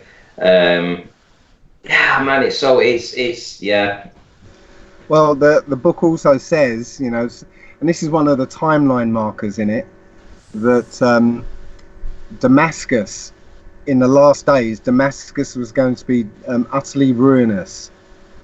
Well, Damascus is in Syria, and for the first time in recorded history, it's utterly ruinous now. So it's a timeline marker saying this is where we are in the book. It's so upsetting to see Syria and the state that it's in. I mean, such a beautiful country, and let's not forget that it was very westernized in a way. You know, it had Christians in there, it had Muslims, it had Jews, it had all the religions were in that country, and it was a very liberal, you know, in that area, very liberal in that area, and then they've just destroyed it, literally flattened it. And it makes you wonder why, like countries, especially like Russia, have been so determined to protect that and not let it fall into the hands of the West. Yeah. How does it make everyone feel when specifics like that clearly show that the past has proved future? In that sense, no. Do we take it as a coincidence that it just so happens to be the same place? It just so happens to be in ruins, and well, that's just. I mean, it just so happens to be that. I mean, it's not a coincidence, is it? In my mind, there's no coincidence. From where I'm sitting, that's past proving future, and it's not the only past that's been proved in nowadays, is it? No, I'm telling you, you can look at the news headlines and then just check them off in the Old Testament. Just a couple of random. Last year, you had those flash floods everywhere. Yeah. Mm-hmm. Yeah. Oh, that's right. And they said that the deserts would. How did they say? Desert will bloom. That's it. The desert will bloom, and you had flash floods in Saudi Arabia. Yep. You know, and a place called Tel Arad in Israel, and other places in Israel. But one thing that most people didn't realize when they were looking at these flash floods is that was like the first time in thousands of years since there's been water in those areas. Yeah. And in the last 2 generations, they've got no first-hand recollection of that happening. No. And for the first time in ages, that the response of the land made to that water was literally it bloomed in Saudi Arabia. In the desert, there were wildflowers all over the place. The other thing was that the Dead Sea has started to have life come back to it. You know, fish are swimming in the Dead Sea. Yeah. That's in Ezekiel. Yeah. And Ezekiel, all of this information is in the public domain. This is not classified information. It's there if you want to go and look for it. It's there. Nice. But it appears and then disappears. Yeah, it appears in a story very quickly and then disappears, and most people miss it. That's the thing. Yeah, those with eyes to see, though, see it. Who's to say that the Bible isn't like a walk through once in a 1,000-year millennia? This is how it's going to happen, and this is the reset that's going to happen at the end of it, and then everything starts again from crawling out of Africa, essentially. Well, Adam and Eve. Well, I think as far as the first 100 generations, was it? No, sorry, first 100 couples. If you trace all our DNA goes back to, is it 100 people or 100 couples? And you can trace it back to that kind of generation. It goes back to 8 people.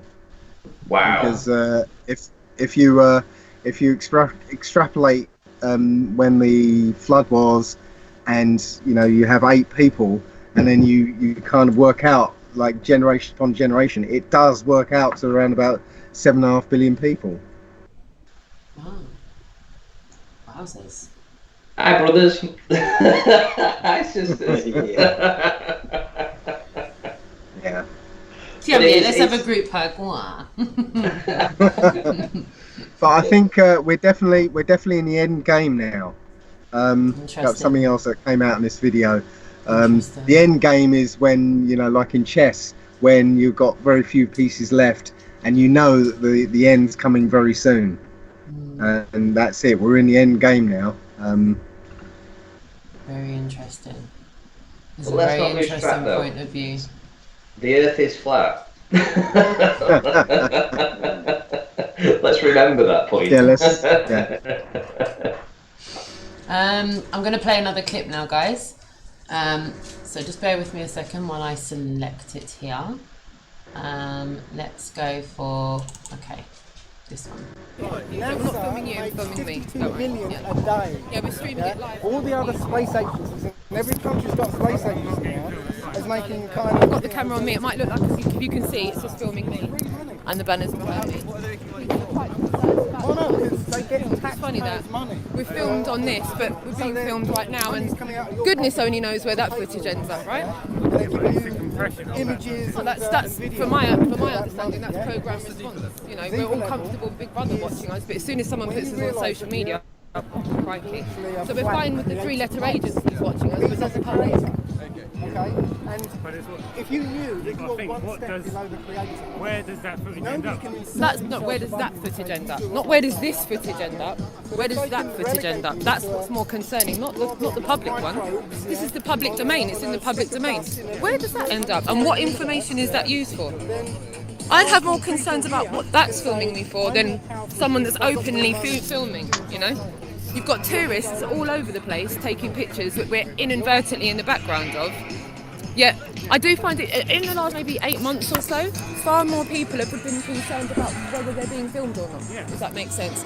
8 months ago, people weren't bothered a jot. And I'm quite me myself, I couldn't give a toss if I'm being filmed or not. I've not really got anything to, so I'm not anything to hide. I don't think it's so much as having anything to hide. I think it's whether it's, in my mind, I'm being filmed by that anyway, so what's the point? You know, even cyclists, everyone, the boys on the racer bikes, they've all got helmets there, GoPros everywhere, everyone's filming everyone, Don't know what the chat room's input on that is, but I've definitely noticed that in general, we got Speaker's Corner last week in Hyde Park, and 6 months ago, the majority of the people had their phones out and were filming. Last week, maybe 30% of them were filming, if that. So. And we're back. And we're back. Okay, so Robin's battery has just gone. So Robin has had to chime out, guys. But he bids us farewell. He's gutted he can't be here for the rest of it, and I'm trying to fix my picture now. There we go. Can you all hear me? Can everyone hear me? Yep. So I'll give you the parameters of that. I started talking to the guy, and once he realised there was a phone in my hand, he started freaking out, and he was like, get the camera up first, don't film me, don't film me. And I was like, fine, I won't film you, but there's about 30 other cameras trained on us just now. Where's that footage going?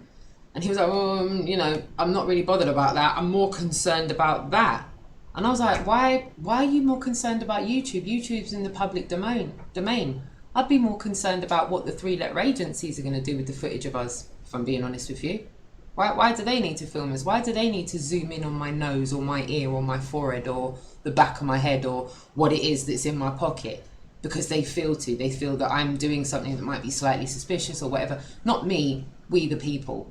Why are we being instinctively monitored and really invaded in the way that we are? But yet we're conditioned to be more offended with someone going, hi, I'm filming on YouTube, can I talk to you? No, you can't. I'm not going to give you my opinions in public and be accounted and verified for it. Because I might say something that's uncouth or socially not accepted.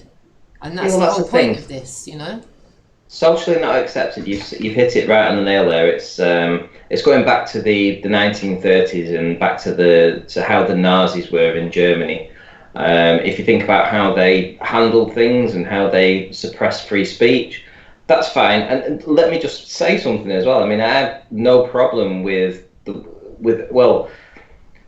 history is in my opinion not truthful. So everything that we learned about the Germans in World War II, I don't necessarily go by that, mainstream belief.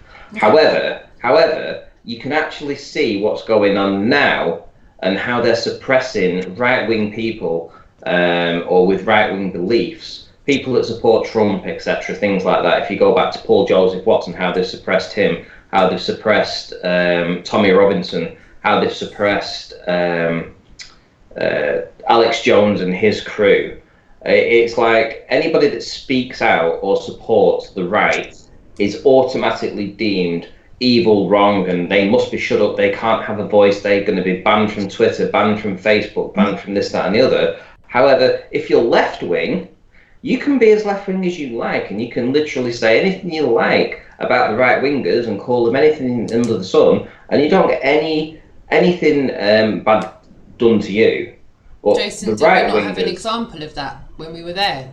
We saw what was going on literally just over the wall, what we were doing, and they're given, well, anyway, it remains to be seen. You're absolutely right, Ranty. You're absolutely right. You've hit the nail on the head with that.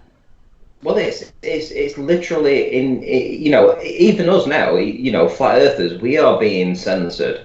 We are literally being massively. We can't. We're accused of being this, being that. We're insane with this. They'll try and dox us. They'll try and make us look like idiots all the time.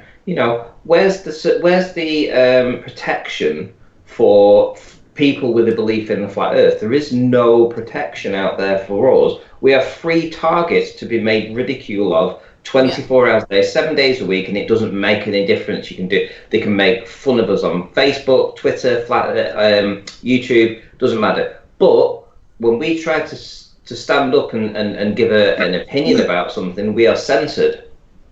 Mm-hmm. And that is massively, massively important to point out. Mm-hmm. The idea of somebody not wanting to be on camp. Oh, sorry. No, I can hear you. Yeah, go on.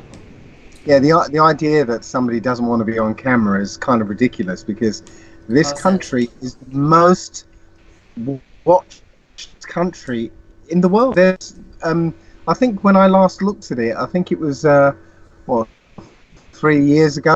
There was more than one camera for every person that lives here. There are that many cameras in this country. So when you were filming, that guy, there must have been about like half a dozen cameras. At least. Yeah.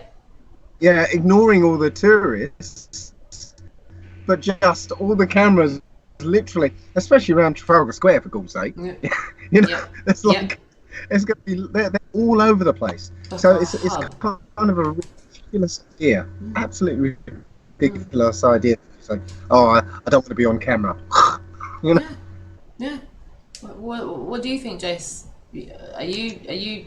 Can you relate to those that don't want to be filmed? I feel like I'm making myself accountable. I'm showing myself in public. I could have hid just like the rest of everybody else. I could have got myself a little sock account or something. Mm-hmm. But I feel like they're not making themselves accountable. They're now hiding behind whatever that they're about to say back to me. And I feel that's really unfair. That I think if you want to have this conversation with me and that, I feel like they should make themselves accountable to everybody else. I am.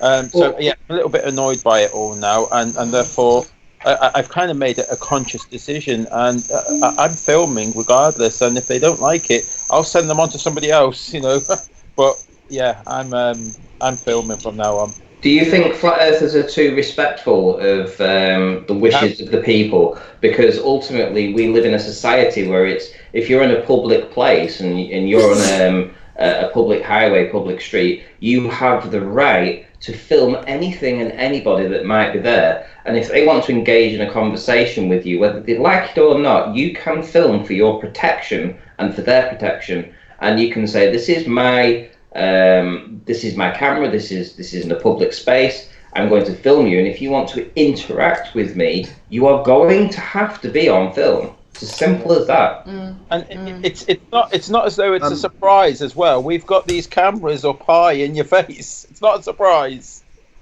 I just wanted to say, maybe a few months ago, I came across this website that was showing a camera in China. It was the camera was at the top of a skyscraper, looking down over this city. And this camera, this picture, it was one of those almost like 3D pictures you could kind of scan around. The picture was so detailed and had such a depth of field. You could zoom in to an area that was like maybe 5 miles away. Literally zoom into somebody's window and see what they were doing in that window, which from the original shot, looking over a city, you couldn't even see the building at first. You'd be able to zoom in and see in detail the face of the person, and make out how, recognize somebody from that picture because it was so detailed. This is the technology we're dealing with right now. But so if you don't think you're being watched in a way that you're like recognizable, I mean, it's not true. We're most definitely being watched. I had a similar video. I went to Lancaster, and I was on this. It was like a monument up in Lancaster, and I was zooming perhaps 3/4 of a mile or a mile away, looking at this this church. And from my position, my vantage point, you couldn't see. Well, you couldn't see anything. You couldn't even see what he was trying to film in the first place. And when you started zooming in, you started to see some buildings, and you saw some bigger buildings of interest. You zoomed into that. It ended up, I was looking at 3 people on the corner of this street, and you could make out everything they were wearing, what they looked like, the clothes they were wearing, everything like that. And when I zoomed back out again, it gave you the perspective of just how far away this was. This was the P1000. So I released that video on my channel perhaps 2 months ago, and yeah, people were amazed at just how much detail you could capture from such a long way away with what is essentially a $1,000 camera. So if we think that we have all the technology with these zooms, these ridiculous zooms, 125 times zoom with 4K and stuff, think of what the elites and the police and the military have. If we think we have the best of the best, that's just ridiculous. They probably have things that are probably 10 times better. Yeah, we've got a smidge of what they've got. We probably don't have even a fraction, just a little bit. I heard it from somebody that, if you got, when they had the iPhone 4 out, essentially they were up to the iPhone 8, right? So they were up to the iPhone 8, and they were just releasing the iPhone 4. They're always going to be a margin ahead, right? Right, Dave? They're going to be a margin ahead regardless. Absolutely. If they reveal the technology right now, that means they've got the technology that's way beyond that. Right. Waiting in the wings. Yeah. I was going to say, I've got the link to that picture that I was just talking about. I don't know where to give it, pop it in the chat. Jason, can you pop it in the chat room? Mm-hmm. Yeah. Okay. I'll put it in the chat, and then you can pass it on. But it's amazing. Literally, you can go to a little area in the background, way off in the background, zoom in right into it, and get absolute detail. It's amazing. Ranty, will you do me a favour as well? Will you pop the link for your video from Lancaster? Did you say Lancaster?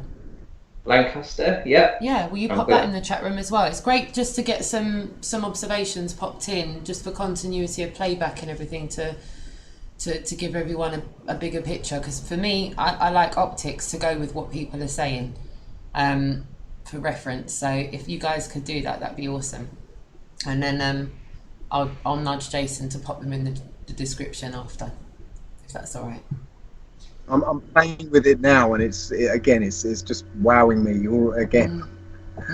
I'm zoomed into this empty area. I'm seeing somebody's motorbike parked there, and a couple of guys chatting, and before it was literally just a little dot in this picture. And relatively speaking, these things don't cost that much money, do they, guys? Renty, Dave, they don't cost that much. Like you said, £1,000. Yeah, for the P1000 for sure. But doesn't necessarily mean it's the best camera out there, but it certainly has the biggest zoom. Look what you can do with £1,000, right? Yeah, exactly. Yeah. Beggars belief, really. The mind boggles at what they. I mean, what have they called that optic from the Vatican? Lucifer. The all-seeing eye, Lucifer. Why have they called it Lucifer, please? Can someone just give me a valid answer? that doesn't evoke deep state thoughts? How can it possibly be a nice thing for people to do to call the thing Lucifer?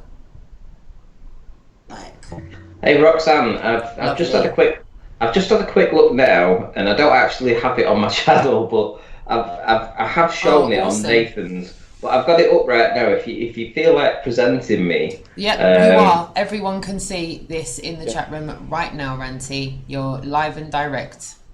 So essentially, I'm on this hill, and I'm going to be zooming into this kind of area, somewhere where my cursor's just moving around now. And I'll just let the video speak for itself, because it's just amazing. Yes, it's just amazing.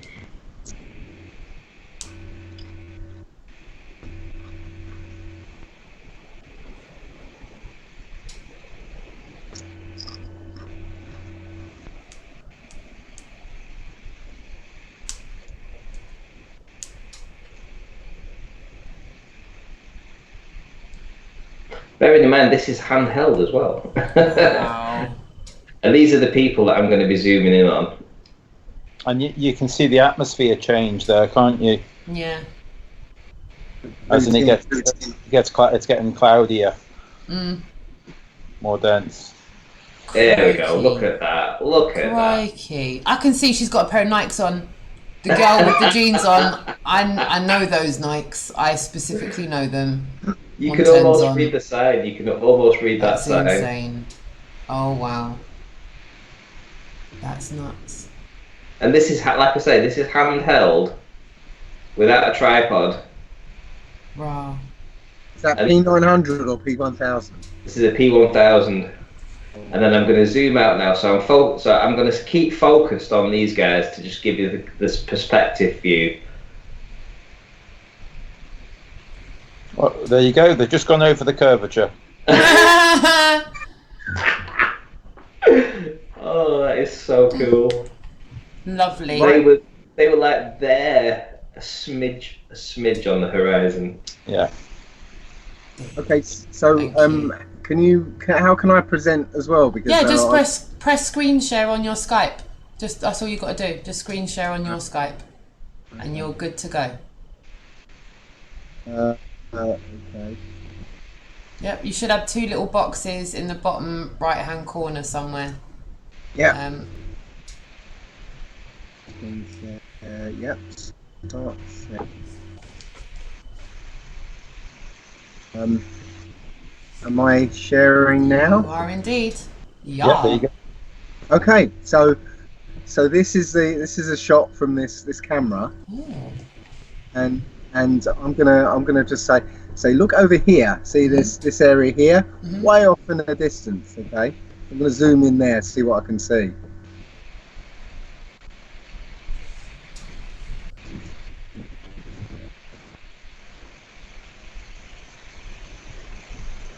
This is more than 1000 styly. Oh wow.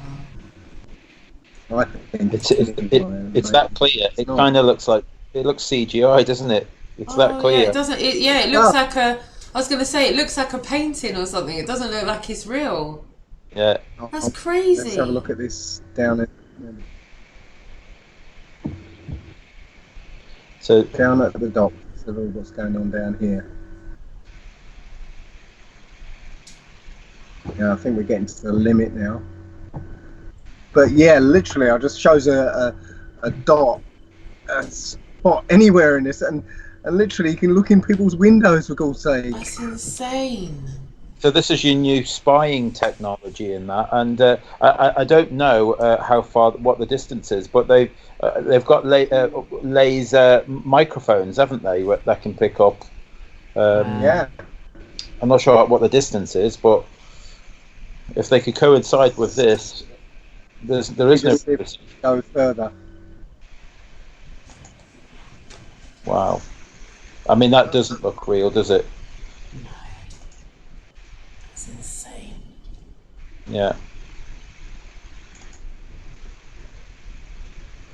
Like I said, the mind boggles, man. Yeah. That's it. Wow. So yeah, that's that is. It makes me wonder. I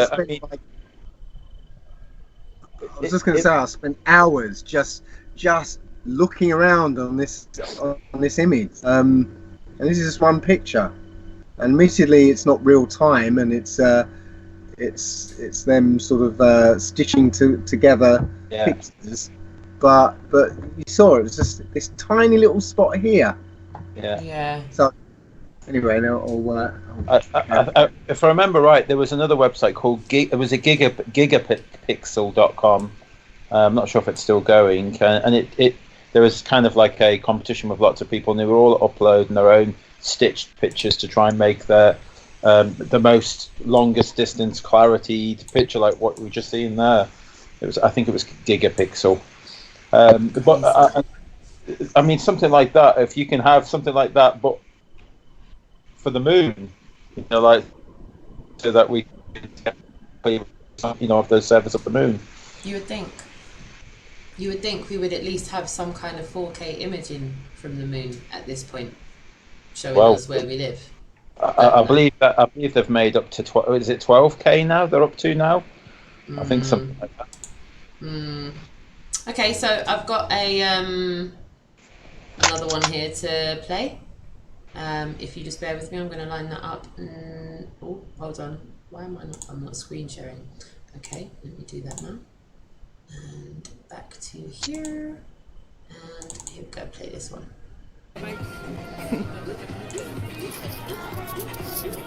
So what do we need to do? What? We need to move. I hope you don't take offence that I don't do what you asked me to do. I mean, I accept that you've got a job to go to. Huh? It commences this side. It's a bit more complicated than that. Sorry. Why? We were told that we could go here. I know we were told, but apparently there's more it's more complicated. They've got security guards for over there. They have different security guards for this area and different security guards for this area. And what is the actual official barrier? This here? This? Yeah. This pavement is belong to Westminster City Council. This part is belong to Britain. Cool. I'm not going to film you. I'm just going to film the pavement. So I don't mind. Yeah. So what this gentleman's telling us? No worries. So what this guy's telling us is that the pavement that's here is who? Yeah. This part, Westminster City Council. Westminster City Council this there? Part, Greater London Authority. Sorry? GLA, Greater London Authority. Oh, right. So we're standing on the GLA, the Greater London Authority sidewalk, right? Which is on... Oh, sorry guys, one sec. Okay, so GLA, Greater London Authority. And now, did you say City Council? So City Council, GLA. City Council, GLA. Okay, so now we're in GLA and they want us to move over to City Council. But do you know what we can't do? We can't strap the bloody stand down here. So we're going to have to put it out on the floor. Jason's not having it. I'm just walking away because I don't want the guy to hear me. Jason's slyly not having it. Jason's not having none of it. Jason's like, yeah, don't take any offence, but no, not moving. We shall not be moved. Jason's not having it. He's not moving. He's staying put because this is where we were originally told to go by the other person who's now not here. And these people are going, yeah, jog on, mate. So this is going to be interesting, guys. Let's see what happens. Because they do not want us on here. So, sorry, may I ask a question? See that bit there? Is that somebody else's? No. So, what is it that we're doing just by standing here? What is it? Is it by standing here that we're doing something wrong? Yeah, the point is this banner. So if we were just to sit here without the banners, we'd be allowed. Yeah. We would be allowed. Just the banner. Yeah. This banner, this side. That's what I want to know. Yeah, that's right. So do you know what your permits are for? I'm sorry. What is the permit Looks for? like you're doing a demonstration, advertisement. Not advertising. Not advertising. Just what I'm saying, your rules might not apply to us. We're just talking about the education system. Yeah, no.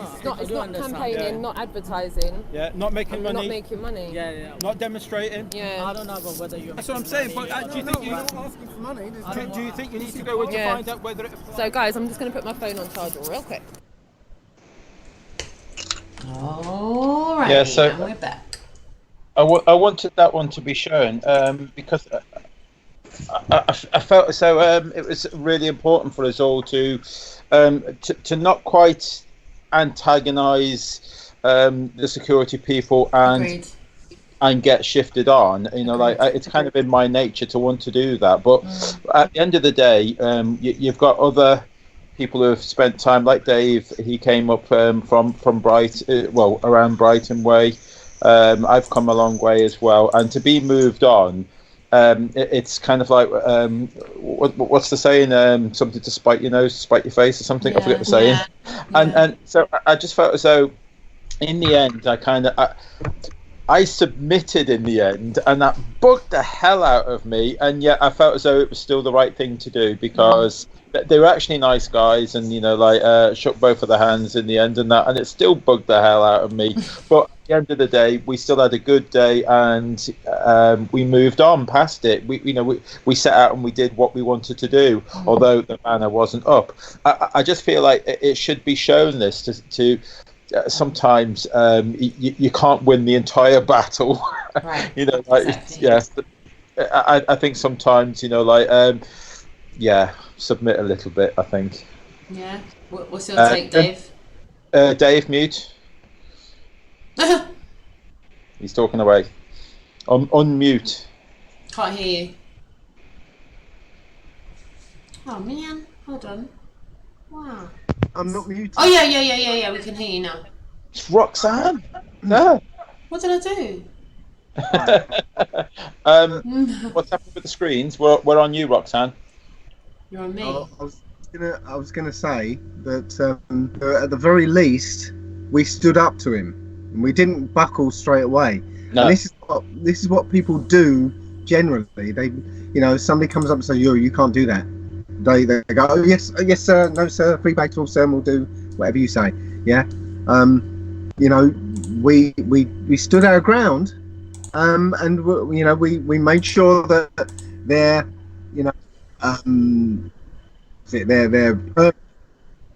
am I echoing?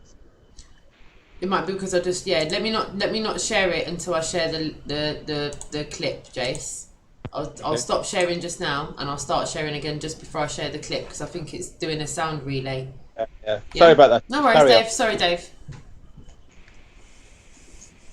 No, we've lost the sound again. Yeah, no, he's back. He's back. We can hear you. It's actually probably me, actually. No worries. Sorry for the interruption there, Dave. Yeah, it's this idea that they've got us so trained now that when somebody with pretended authority, tells you to do something, most people just go ahead and do it straight away.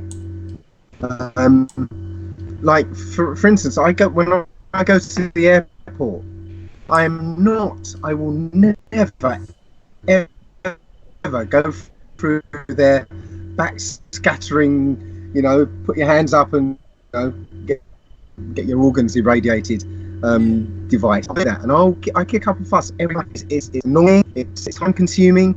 There's a chance you might end up missing my plane, whatever. But I will go past those things without kicking up a fuss and making sure that they all know that the radiation is dangerous, right? And I'm not doing it. And hopefully, other people will see me saying no, I'm not doing it.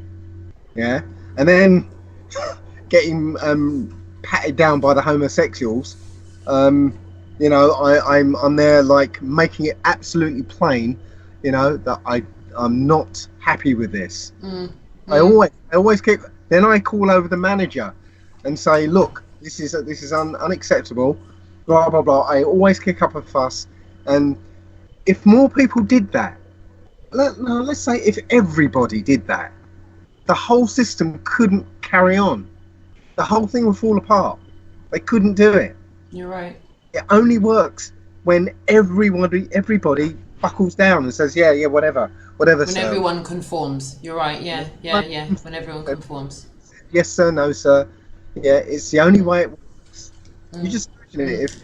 If even 50% of the people going through that airport said, no, I'm not doing this. No. And that's it. planes will be late, delayed. People, it just wouldn't work. Yeah. Ranty, what's your take on it? Well, well, essentially, yeah. I mean, we do need some kind of order. It's how far they're pushing the boundaries of this order. It's like everybody seems to think that they have more power than they do.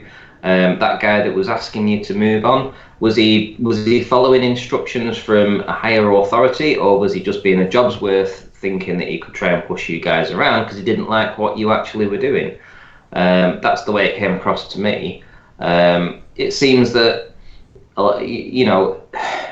as much as we want to resist, and fight back, which I fully agree with, there still has to be some kind of law of the land. There has to be some kind of law of the land, but there's limits to how far you can push and take people's sovereignty from them, their own sovereignty, because everybody has. Does there have to be a law of the land?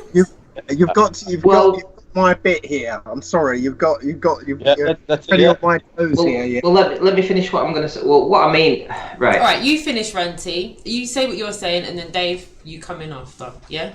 Okay. Well, I agree that there has to be some kind of regulation to keep the country ticking over in a manner that's good for the country as a whole. There has to be some regulations in place that allow trade and this, that, and the other. As regards to individuals' liberties and things like this, I think that's a different kettle of fish. So when we're talking about the laws of the land, I'm talking about the laws of the land in regard to how people can conduct the business, etc., etc. But when regards to the liberties and the individual person and how that's being encroached on right now, which seems to be being suppressed, free speech and everything is being suppressed right now. This is literally the Orwellian nightmare that we were led into, and we don't want to go down that. We don't want to go down that route.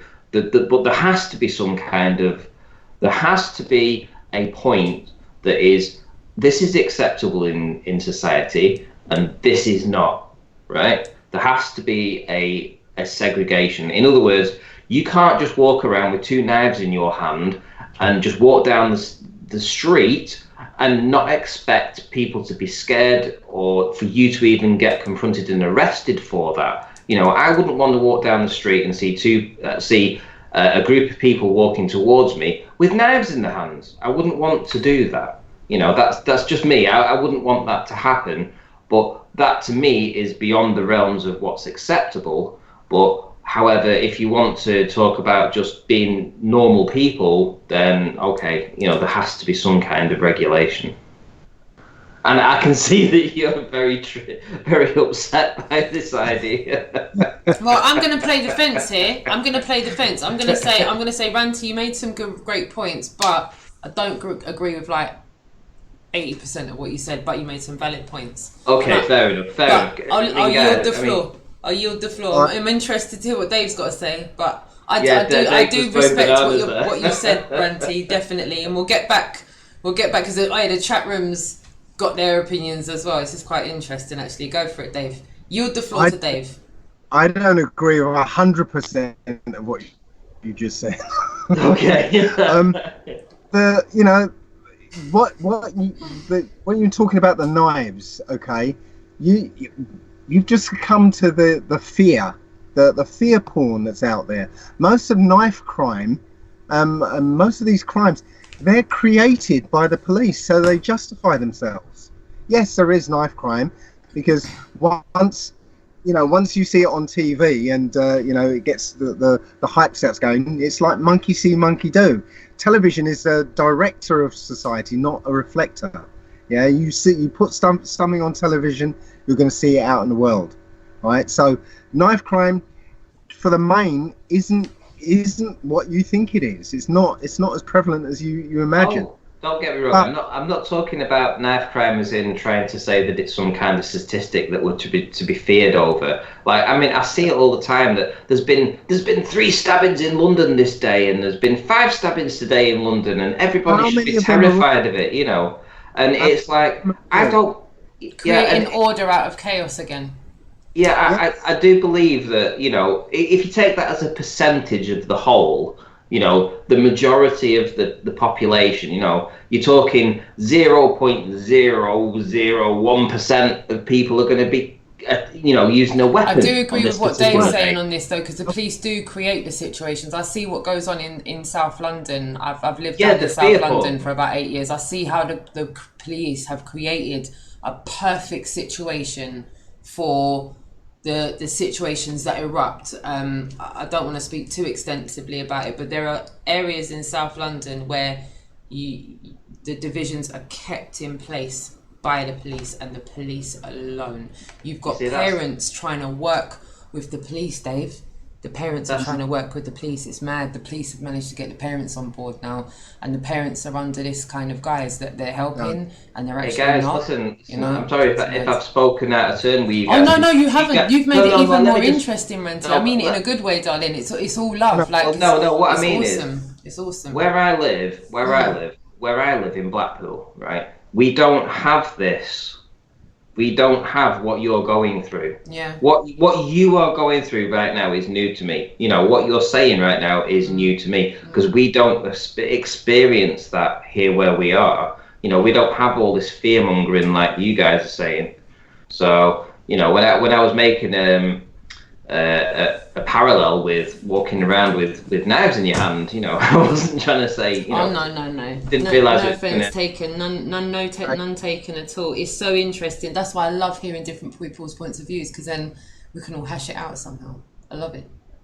But you know, the end of this is you get there's a video on YouTube of a guy who is a landscape gardener, and he's walking through a town centre with a chainsaw. And because he's literally he's literally going from one job to another. He's walking through the town centre with a chainsaw.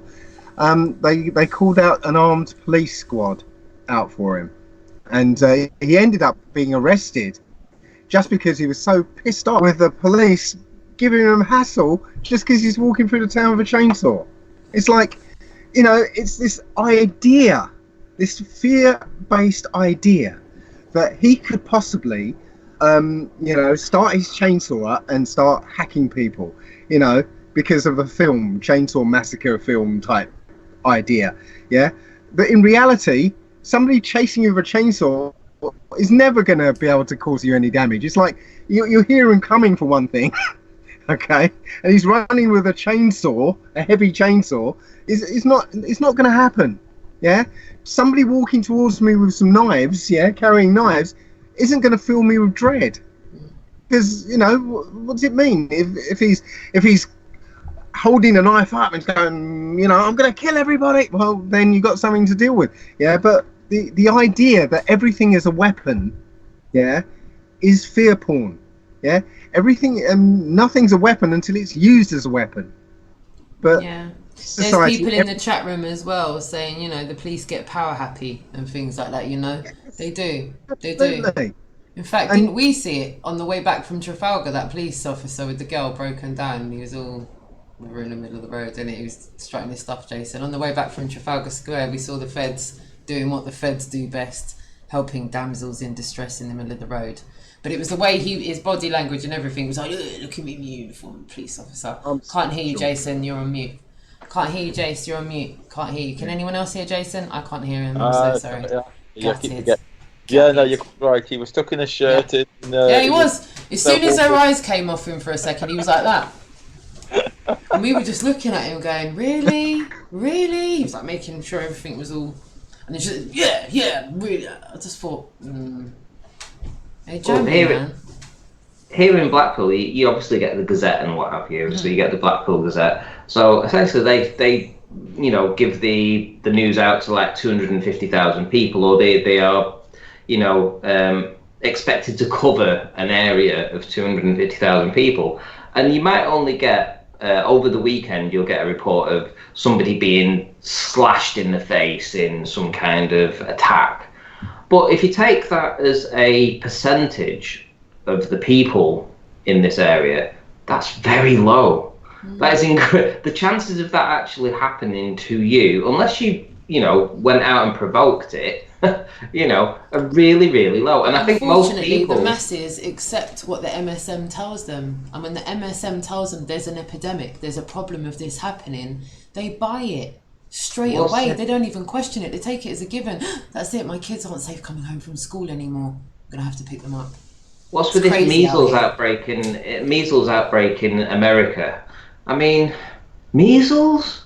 We had that in the 1970s, 1980s back here as kids.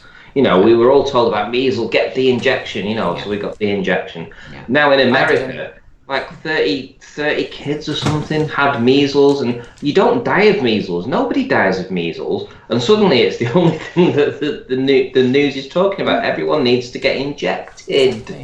Exactly. Yeah, it's a hype. You know, it's a hype. You've got a generation of people who don't know that it isn't dangerous. Yeah, they didn't have the measles parties that we had. You know. Yeah. Did you have measles? I had measles around where you were, because we did. Somebody had measles. All the kids in the neighbourhood would come round. Really? I had measles as a kid. Wow. My sister had measles as a kid.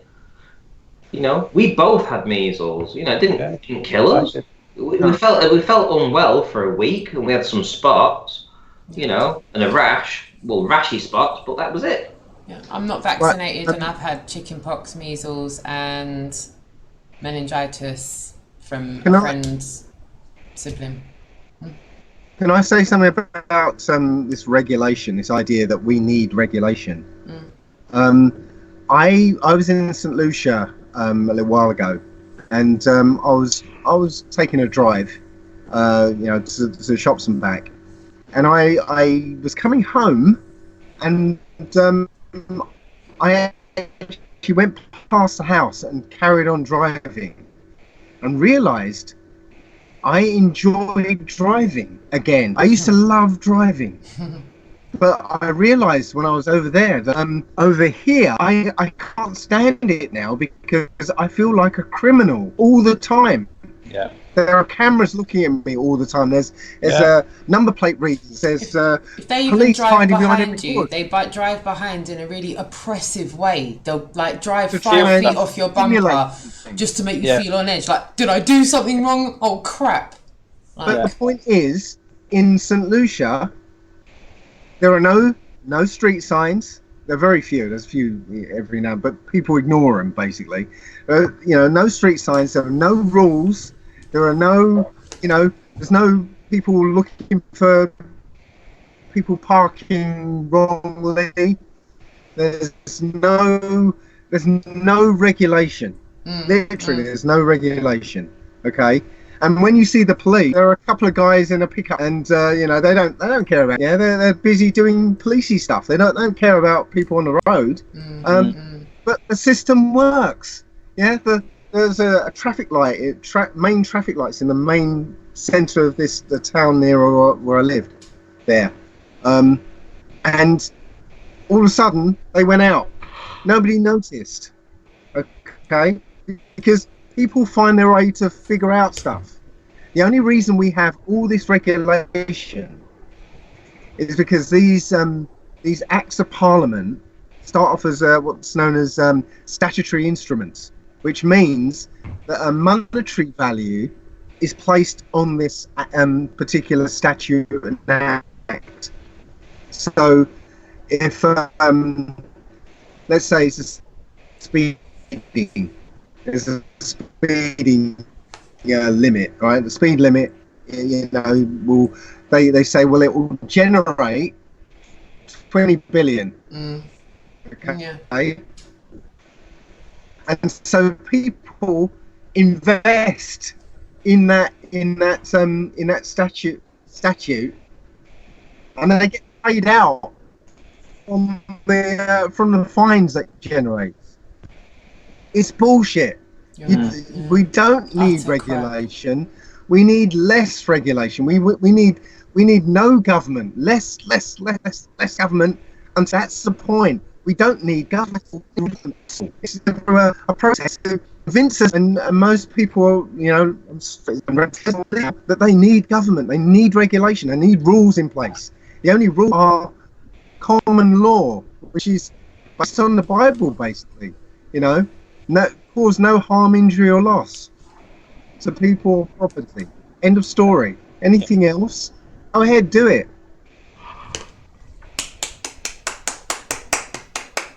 Bravo. Bravo. Thank you.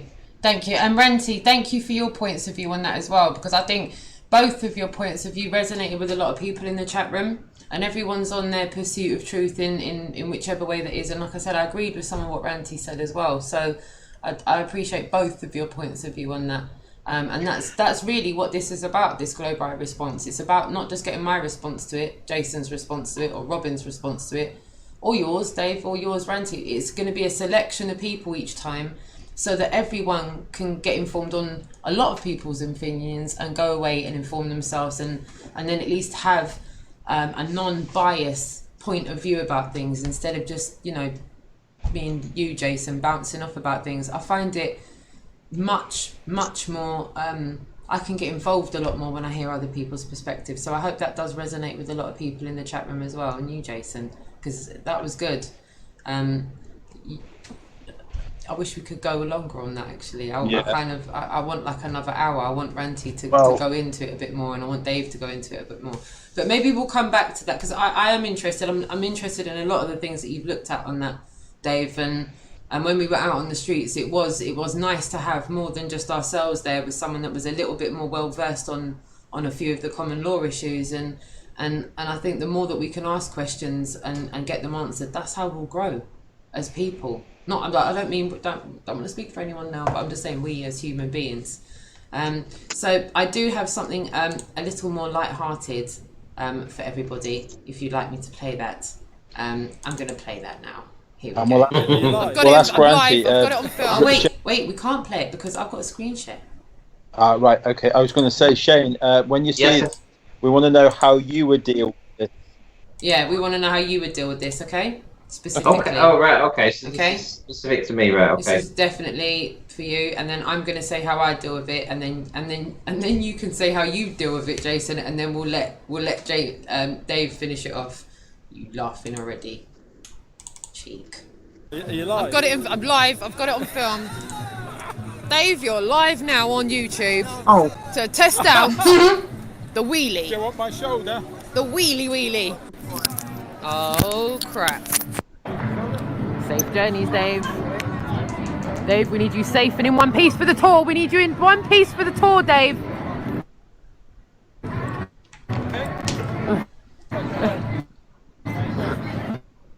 Okay, you're now witnessing Dave trying to use this.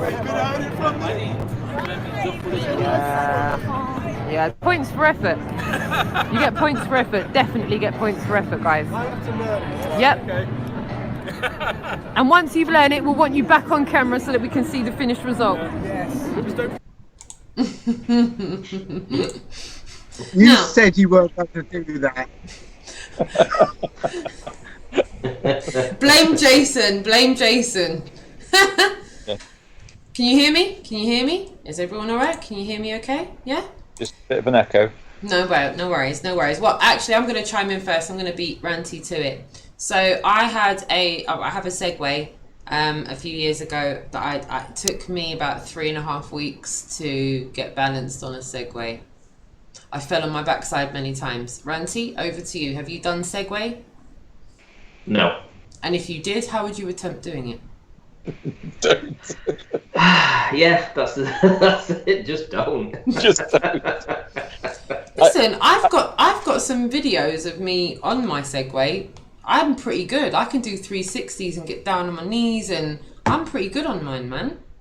See, I don't know what it is. Once you get the hang of it, you can go off road and all sorts. Is it an age limit? I think it must be an age limit, because look, I had my mum on it. No, my mum was almost 70. I used to have a BMX, and I used to do amazing stunts with this BMX and that. So I was quite agile, and I'd do this amazing trickery with it and that. And then the thought of what Dave just did and getting on something like that, I know I'd crack all my bloody teeth in 2 seconds. Yeah, have a look at Roxanne on one. Yeah, I've got a clip for you here, boys. All right, I'm just going to come up to the camera with it, all right? I was going to say, you sure that's you? Yeah, it's Yeah, me. where's Roxanne? Yeah, no, that's me. yeah. It's me. It's I on my think Instagram. That's me outside my mum's car park. Yeah, and that's that my could be daughter anybody. filming me. It's me. It's Yeah, me. I'm sure you think that, but About. All right. Okay. All right. You want more proof? I got. Need facial proof. Facial proof. You can zoom in as well. There's me out on the roads, and that was after like 3 weeks, guys. That was intense. That was intense. Like, yeah, bit of CGI there. But you know what? Look what can be done. This is my kid. Look. You can do 360s and stuff. Look at this. Look. I'm just saying, there's hope for us all, you know. Don't get it twisted. Don't get it twisted. Once you pass 40, you know, I mean, things get more difficult, you know. Okay. Your turn, Dave. Funnily enough, the whole of today, I've spent learning, you know, trying to do this thing, yeah. And I went from 9 o'clock this morning, not being able to stand on the thing, you know, even by holding on to something while I stood on it. Yeah, I couldn't do it. It was like, no way. and I, you know, after about 3 hours, I could stand on the thing and make it go sort of backwards and forwards. You know, just holding on to something and kind of make it sort of swing backwards and forwards. Okay. And lots of falls and bruises. I'm literally aching all over here. You would be, yep. I've got muscles that you didn't know existed. Yep, you know them ones. Exactly. My ankles. I realise my ankles are weak. And knees are hurting now. But and I'm gonna do a screen share. You're gonna see the progress. Hold on a second. Get in there, Dave. Are you ready for this chat room? You're Check ready? this out. Check it out. Loving it. Can you see that? Yep, we sure can. I'm a bit wobbly. Go on, Dave. Go on. We either got hustled yesterday or Dave is a very quick learner. Wow. Oi, look at that. Bravo, Dave. Oh my gosh. So I'm determined by the end of this week I'm going to be able to ride this bastard like a pro. You were riding it pretty good then. Let's be honest. Yeah. Listen, you either hustled us yesterday or you're a very quick learner. Well, this is it. I mean, I went from not being able to even stand on it this morning, and it's weird, really weird. I went through those stages. I remember going through as a kid, learning how to ride a bike. Where I was like at first thinking I'm going to be able to do this easy because you know everyone else can do it, so I can do it. You know, really overconfident. And then after a few minutes, it's like, shit, this is harder than I thought. And then, you know, after a few falls, thinking, what the fuck am I doing? I'm loving it. I'm loving it. 56. Why am I doing this? And then thinking that I'm not ever going to be able to do this. I'm not going to be able to do this. And then later on, it's like I can do it. So it's like it's an amazing feeling. I'm beat up like hell, but I feel really great that I've been able to do this. Good. I love Wait till you get out of that meat suit. Ah, that's another topic. Love it. Love it. It just cut out there, so I missed the end of what you said, Dave, and what you said, Ranty. What did you say? I said, wait until you get out of that meat suit. I don't get it. Sorry. Meat suit? No. Okay, so if you have a spirit that's inside of you and your body is your meat suit, right, it's a sorry. meat suit. Roxanne's not called Bullet for nothing. Sorry, guys. So we're going to wrap up. So the point is, we're down to tab 6. No, we're not going to wrap up. We were going to wrap up until Roxanne remembered there's 2 more questions that she's still got to go through. Sorry, guys. I've got to go through 2 more questions. Can you bear with me? Do you mind? Right? Here we go. Numero uno is from Intentful 7 months ago. I'm with you on exposing this globe lie, but I do not call myself a flat earther. Flat means no raised surfaces or indentations. It creates an image of a pizza dish in space. Just some constructive criticism. Any takers? Well, go on then. Go on then. Absolutely. The globe model versus the flat model, and this is the dilemma, is that the globe model, or the globe proponents of the globe model, want every single flat earther to presume that you live on a flat surface, as in everything is absolutely flat every time, like a mirror. You know, so if you look across anything, it's flat. Flat, flat, flat, flat, flat. There's no room for any kind of waviness. However, that doesn't take into account the realities of the world and what we live in. And we do have tides, we do have issues with water, with waves, with wind. And my research today, for instance, from the guy that was asking me to look into this, the turning torso observation that he did, I think he's called Mateus KP. And basically he gave me a set of data with wind data, etc., on the day given. And let's just put it this way: if you are looking from the beach, if your feet are stood in the water at the beach and you are looking across to an island, let's just say 10 miles away, not far, or let's say 5 miles away, it doesn't really matter. But let's suppose that the wind is 27 kilometers per hour, right? What you have to reduce then is 2.5 feet off your observer height, because the wave height, which will be 5 feet during those conditions, the wave height, just the wave height, will be 5 feet. So you have to realize that the crest of the wave to the trough of the wave is that full 5 feet duration, but that's 2.5 feet above your feet and 2.5 feet below. So if you are looking across at an island 5 miles away in conditions where the weather's say 27 kilometers per hour and you've got a 5 feet in wave height, if let's say your feet are 6 feet above sea level, you actually have to knock off 2.5 feet of that observer height, because you have wave obstruction between you and the object. So that will give you just a 3.5 foot above sea level. Then you have to look into the swell. Now the swell is a different kettle of fish. If you're by the ocean and you've ever sat by the ocean, you'll notice that you'll probably get 3 or 4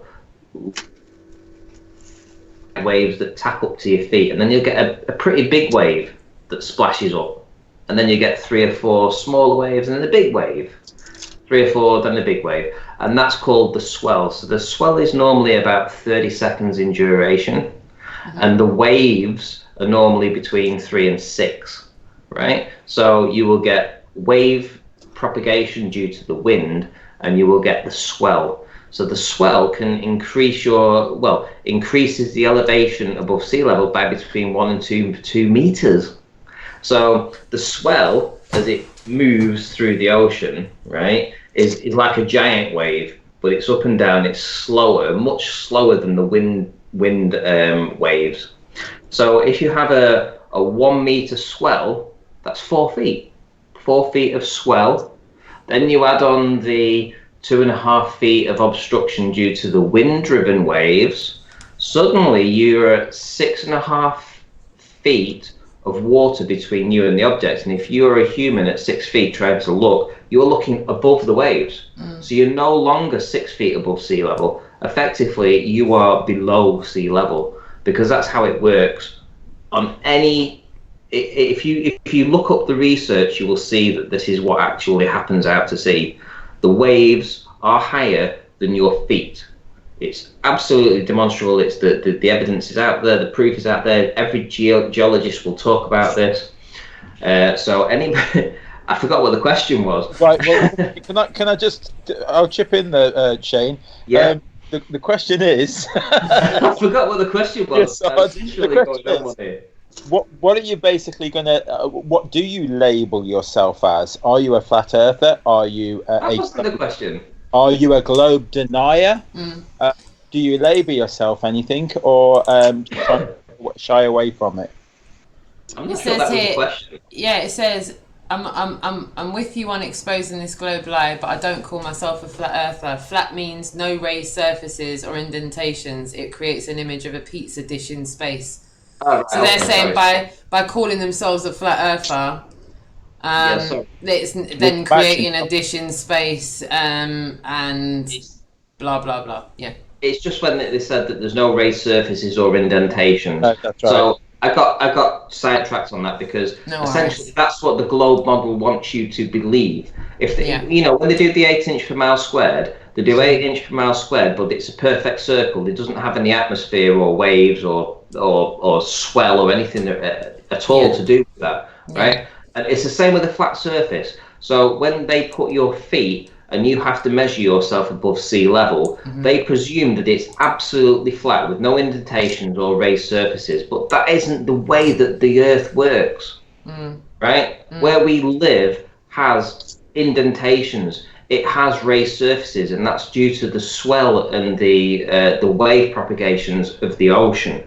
So whenever you're looking at a distant object from the sea level, or even up to 20 or 30 feet above sea level, you can effectively knock off anything between 5 to 30 feet of obstruction caused by waves and swell. Nice. Nicely done. Nicely done.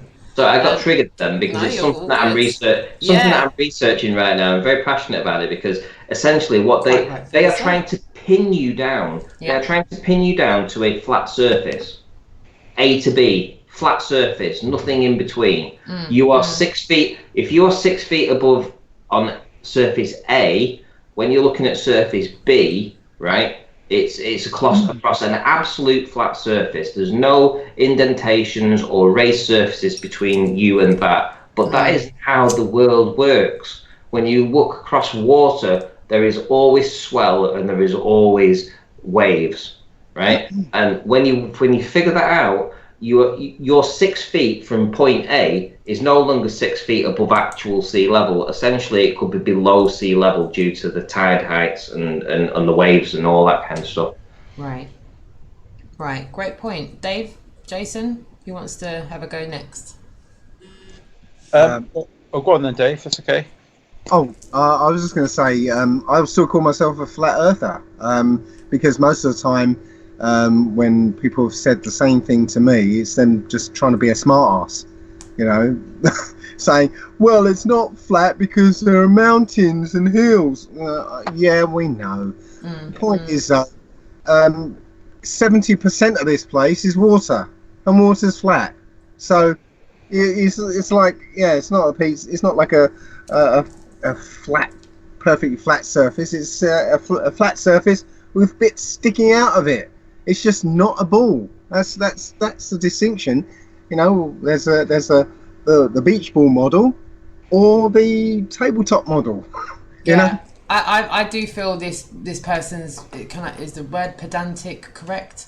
By saying flat means no raised surfaces or indentations. I'm just thinking, well, now you're just being silly, aren't you? Silly. I think when they put that in there, it kind of discredited. I like the top line of this question. I'm with you on exposing this globe lie, but I don't call myself a flat earther. That part I can agree with. I know that not everyone else agrees with that, but I've never liked the label flat earther. I don't like being labelled. I've never liked being labelled from school days. I had issues at school because I didn't like labels. And because of who I hung about with and what I did at school, I was labelled at school. Lots of us were for different reasons. But I feel that it's been weaponised. I feel the flat earther terminology has been weaponised so that a civilised conversation does not ensue. But the label's good though, because it's like the conversation starter, isn't it? What are you going to say? I'm somebody who doesn't believe the Earth is a spinning ball in space, but you need something to grab people's attention. Flat Earth. I still agree with that. Yes, I still agree with that as well. Yeah. Go for it, Jace. I think that's why I do call myself a flat earther. I've basically got me rhinoceros skin on. You know, I'm quite thick-skinned. I just don't care what people say about me in that respect. I'm happy to be called a flat earther, and you're quite right, Dave. I think it's a hell of a bloody conversation starter, good or bad, and whatever comes with that, and that's fine. If it's going to be bad, then walk on. I'm okay with it. It's great. Yeah. I'm still stick with where I'm at. I'm not for that. There you go. I say it a million times at Speaker's Corner because most people start their conversation. Are you a flat earther? Yeah, I know. No, I'm not. I'm a globe denier. It's the same thing, isn't it? And I think some people call them just truth seekers, don't they? Yeah. I mean, that's the other one. Yeah. Yeah. Or yeah, so that's where I'm at on that. I don't go. I'm just on the whole. I don't call myself a flat earther. I don't label myself a flat earther. If I'm going to be labelled anything, it'll be a globe denier. Yeah. But then further than that, because of my hate of the International Monetary Fund, the Trilateral Commission, and the elite families, but to name a few, I'm against globalization. So, that's where I'm at with me, and I'll yield the floor at that. If anyone else wants to add into that, they're more than welcome. Other than that, I'll go on to the next comment that we've chosen for this evening. Last comment, I think, and then we're... Yeah, we are. A-1991 says, my question is, why do you do this? Why are you the ultimate troll? Are you genuinely trying to mislead people? Are you trying to start a new religion? Or is this a long-term goal to make money? So many questions, guys. So many questions. Like, what is going on? Right, let's start. I'll moderate this to begin with. My question is, why do you do this? And I'll start with you, Ranty. Why do I do this? I realised that we were lied to from 9/11. When I started the research into 9/11, I realised that there was a hell of a lot more that I'd been lied to about my entire history. I ended up on Flat Earth as a last resort, let's just say, because the indoctrination was so good that it literally made it that I didn't want to address even the notion that the Earth was flat. From then on, once I started looking into it, it has been a personal journey. I don't care about my online persona, so to speak. I don't care about my place in this movement. Essentially, it's literally just exposing the truth. If I can bring something to people's attention and they enjoy the new stuff that I've brought to their attention and they can elaborate on that, then that's great. For me personally, it's just a personal experience. It's literally, I want to know for myself, and I'm happy to share this information with other people. I'm often wrong, I have to admit. I'm often right. The advancements in the past couple of years have been great. And like I say, I just don't care about this personality that I have online. I don't even care about if people, want to attack me in person in real life. Literally, this is just about, exposing the truth, finding the truth, whatever that may be. If, I believe the Earth is flat, absolutely. I've never experienced anything that can lead me to any different than believing that the Earth is flat. And I'm quite happy to just try to keep asking questions, ask questions, because it's a personal journey for me personally. I'm not in it for the money. It's cost me a hell of a lot more for doing this research than anything you could ever think of. Time, money, you name it. I mean, nearly lost the relationship with my lady, over this. I mean, literally, I've put everything into this. All my hats are in one basket, and all the eggs are in one basket. And yeah, it's genuinely a personal investigation for myself. And if other people like it, so be it. Very good. Yeah. Jace? And Dave, anything to add? Oh, okay. Well, similar story, kind of, really, because I got my first start in this because I was at 9/11, and it took me a little while, but I finally realised there was something fishy about it, and that launched me down a rabbit hole, looking at all sorts of things. And I've lost count of the number of topics I've looked into, and scratched under the surface and found the bullshit lying underneath. The reason I do it is the idea that there are people in this world who have lived and died and not known anything about their own lives. Yeah, that's They've never known where they live, who they are, why they're sick, anything about their lives, why they lost that court case, why they've got a driver's license, they know nothing about the real world. They've lived in Disneyland all their lives, and have lived and died in it, and I think that's sad. It strikes me as being a waste of life, because you haven't actually lived it. You've just gone ahead and done all the things that you're supposed to do, and you ended up at the deathbed, and you've not ever actually lived. It's horrendous. So, every time I've found some information, some truth, it's not that I've just gone and said to everybody, look, this is the truth. I've actually taken it on board in my life according to what I wouldn't do that if I thought it was bullshit. Yeah. And that's why right now I'm living off grid. I've changed the way I've lived. I've changed the way I eat. I've changed the way I heal myself.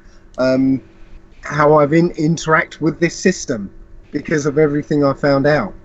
So I'd like anybody who has an ear to hear and an eyes to see, to be able to do that for themselves, because it only benefits you if you know the truth and you're able to react and respond to the truth. Yeah.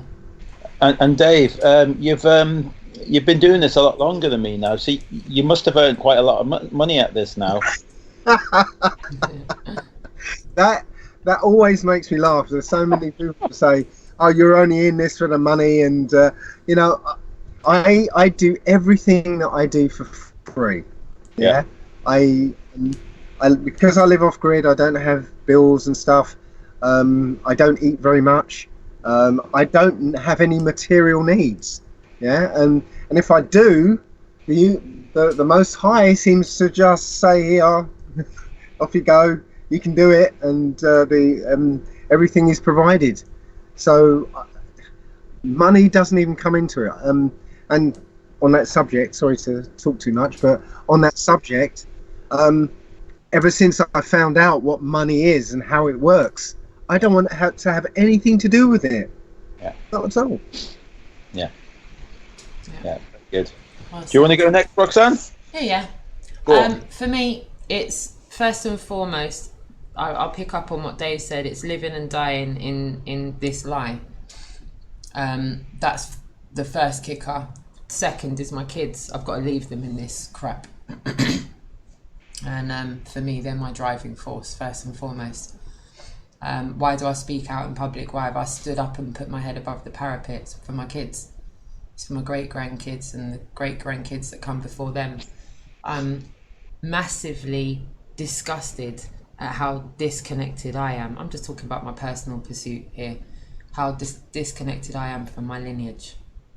It's nasty. It's horrible. Like, I'm so disconnected from my lineage. I don't know who I am in the bigger scheme of things. I haven't got a clue, really. Everything prior to 1900 is very, very murky, to say the least. And I don't want to be that for my great-great-great-great-great-great-great-great-grandkids. Don't want to be that for them.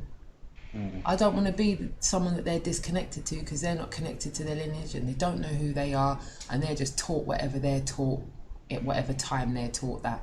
will be either swept over by the victors of the history books for this era, or hopefully we're going to move into a state of light and the dark will be taken over, and we'll be in a state of, like you said, Dave, back in the land that we should be and living the life that we should be, and not being born into a modern day Sodom and Gomorrah. So that's first and foremost why I do this. Second of all is I can no longer sit back quietly and be awake. Everyone's got toes dipped in, the infrastructure in which we live in, and it's just my way of coping with the reality of how evil this place is in the bigger scheme of things. So that's me in a nutshell. Yeah. Well, for myself, I actually felt ashamed all my life about when I see how broken our system is, and whether it be homeless, starving kids around the world, and I can only go by the media, what I was presented, and I always felt ashamed. I felt ashamed that I never contributed enough, I never helped enough, I never got off my arse. I felt ashamed the way that I never stood for anything, never. And then a friend of mine who owns a newspaper, so it's a small town newspaper, said to me one day that about me not standing for anything and getting involved in the town and things, that's going in our local community. And it kind of struck a chord with me, because when I first started out as a young lad, getting my first jobs and that, and we had the homeless crisis in London, again media again. I wanted to help the homeless. I wanted to, and I always had these meanings to do something and get involved and do good, and then never did. I just sheep like the rest of us, and followed the system. I was a good little slave, going to work, coming back, and just looking after my own interests. And then when I heard about Flat Earth, and I felt as though this is the biggest lie of mankind in the history of mankind. I think it was time that I got off my backside. This is the time. If I was ever going to stand for something and be counted, this is the one. It won't be counted to go to war, and fight and murder people and that. It's this. This is the biggest lie of all, for us to be counted to do something. Yeah. That's why I'm doing it. That's what it is. I wanted to add one more thing. Yeah. And it's something somebody else said once, but there may come a time in the future when my grandkids are gonna come to me and say, "Granddad, what did you do when they were putting together this police state and doing all this stuff? Yeah. Did you stand back quietly, Granddad, or did you do something? Yeah, did you stand up to it, or did you go quietly into the night?" Yeah, I'd like to be able to say I stood up to it. I was one of those who was on the front lines, making a stink and going to protests and doing whatever. I stood up to it. So yeah, that's a personal thing. Yeah, well said. Well said. Yeah. Right. So I'm gonna summarize it by obviously that entire question is about misleading. Why do we want to do this? I didn't really summarize on the rest of it. If I've misled anyone on things that don't turn out to be 100% accurate, then all I can do is apologize. I'm just repeating what I've looked at, what I've spent time looking into, and I implore people to not take my word for it and to go and look into it for themselves. No, I'm not trying to start a new religion, and no, this is not a long-term goal to make money. If that is anybody's reality, to think people are out here making money, no. If the obstacles and hurdles, if anything, become more difficult, the more you talk about this in public. Rugs will be pulled from beneath your feet, left, right, and centre. and you'll be given a choice whether to go back to sleep or put one foot in front of the other and do what you're passionate about doing. So that's, yeah, sorry, I forgot to summarise on the rest of the question there, sorry. Lovelies. What was I going to say there? Yeah, I'm pretty much going to wrap up, if that's all right with you, Jason, Dave and Ranty. It did take us a little bit longer to go through it, but I'm glad we did, because I got a lot out of it for one. So massive appreciation to you all for going through this and bearing with us, as it took quite a lot longer than we wanted. We wanted to go live at 8:30, and it didn't quite go like that, did it? No, but it was a very interesting night. I've enjoyed everybody's responses tonight. Yeah. Great. And Dave, Ranty, I hope you guys have enjoyed yourself this evening, and thanks again for just bearing with us this evening. Well, I had 3 beers at the start. I've had 5 now, so winning. And you, Dave, thank you so much for bearing with us as we've gone through this evening. We've had a few technical difficulties, but I hope it's been good for you as it was for us. It's been good for me as I've been smiling through the pain of all the cuts and bruises and stuff. Oh, bless you. I want to give a massive shout out to everybody that's been here at the Global Eye channel this evening for the Global Eye response. The next Global Eye response will be in a fortnight from now at 8:30. Not this next Monday, the Monday after. Yeah? Fortnight from now. Am I right, Jace? I'm just saying about the time. 8:30. We'll try go for 8:30. That's all due to not having any technical problems. We'll just say ish. We'll say ish on that one. 8:30-ish. Massive shout out to the chat room. Coffee Paul, thanks so much for tuning in. Tapper, thanks so much for tuning in. Deep Inside the Rabbit Hole, thank you so much for being here and tuning in. Tragic FE, thank you for tuning in, my darling. Paul on the Plane, awesome to see you in the chat room. Thanks for tuning in. Amanda Panda 69, thank you for tuning in. Dave Murphy 25, I see you in the chat room there. Oi, hello. Flat Phrase, a lot of brilliant points from Flat Phrase 68 tonight in the chat room. Thanks so much for being here with us, my darling.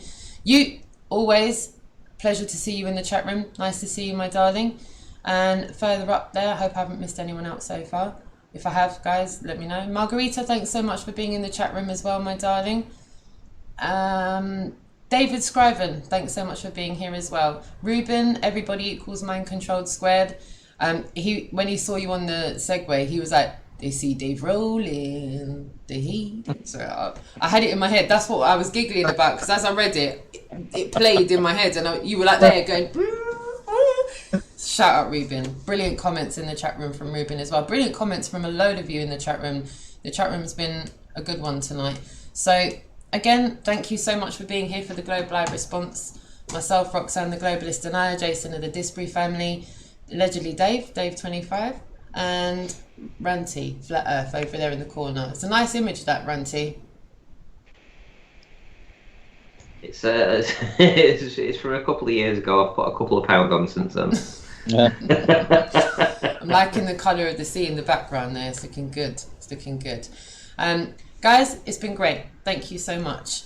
What I'm going to do now is I'm going to stay with us. Just stay with us. I'm going to go over and I'm going to do this. And then after this, the live will be cut. So once again, I want to thank you all for being here. Until next time, bye-bye. Bye.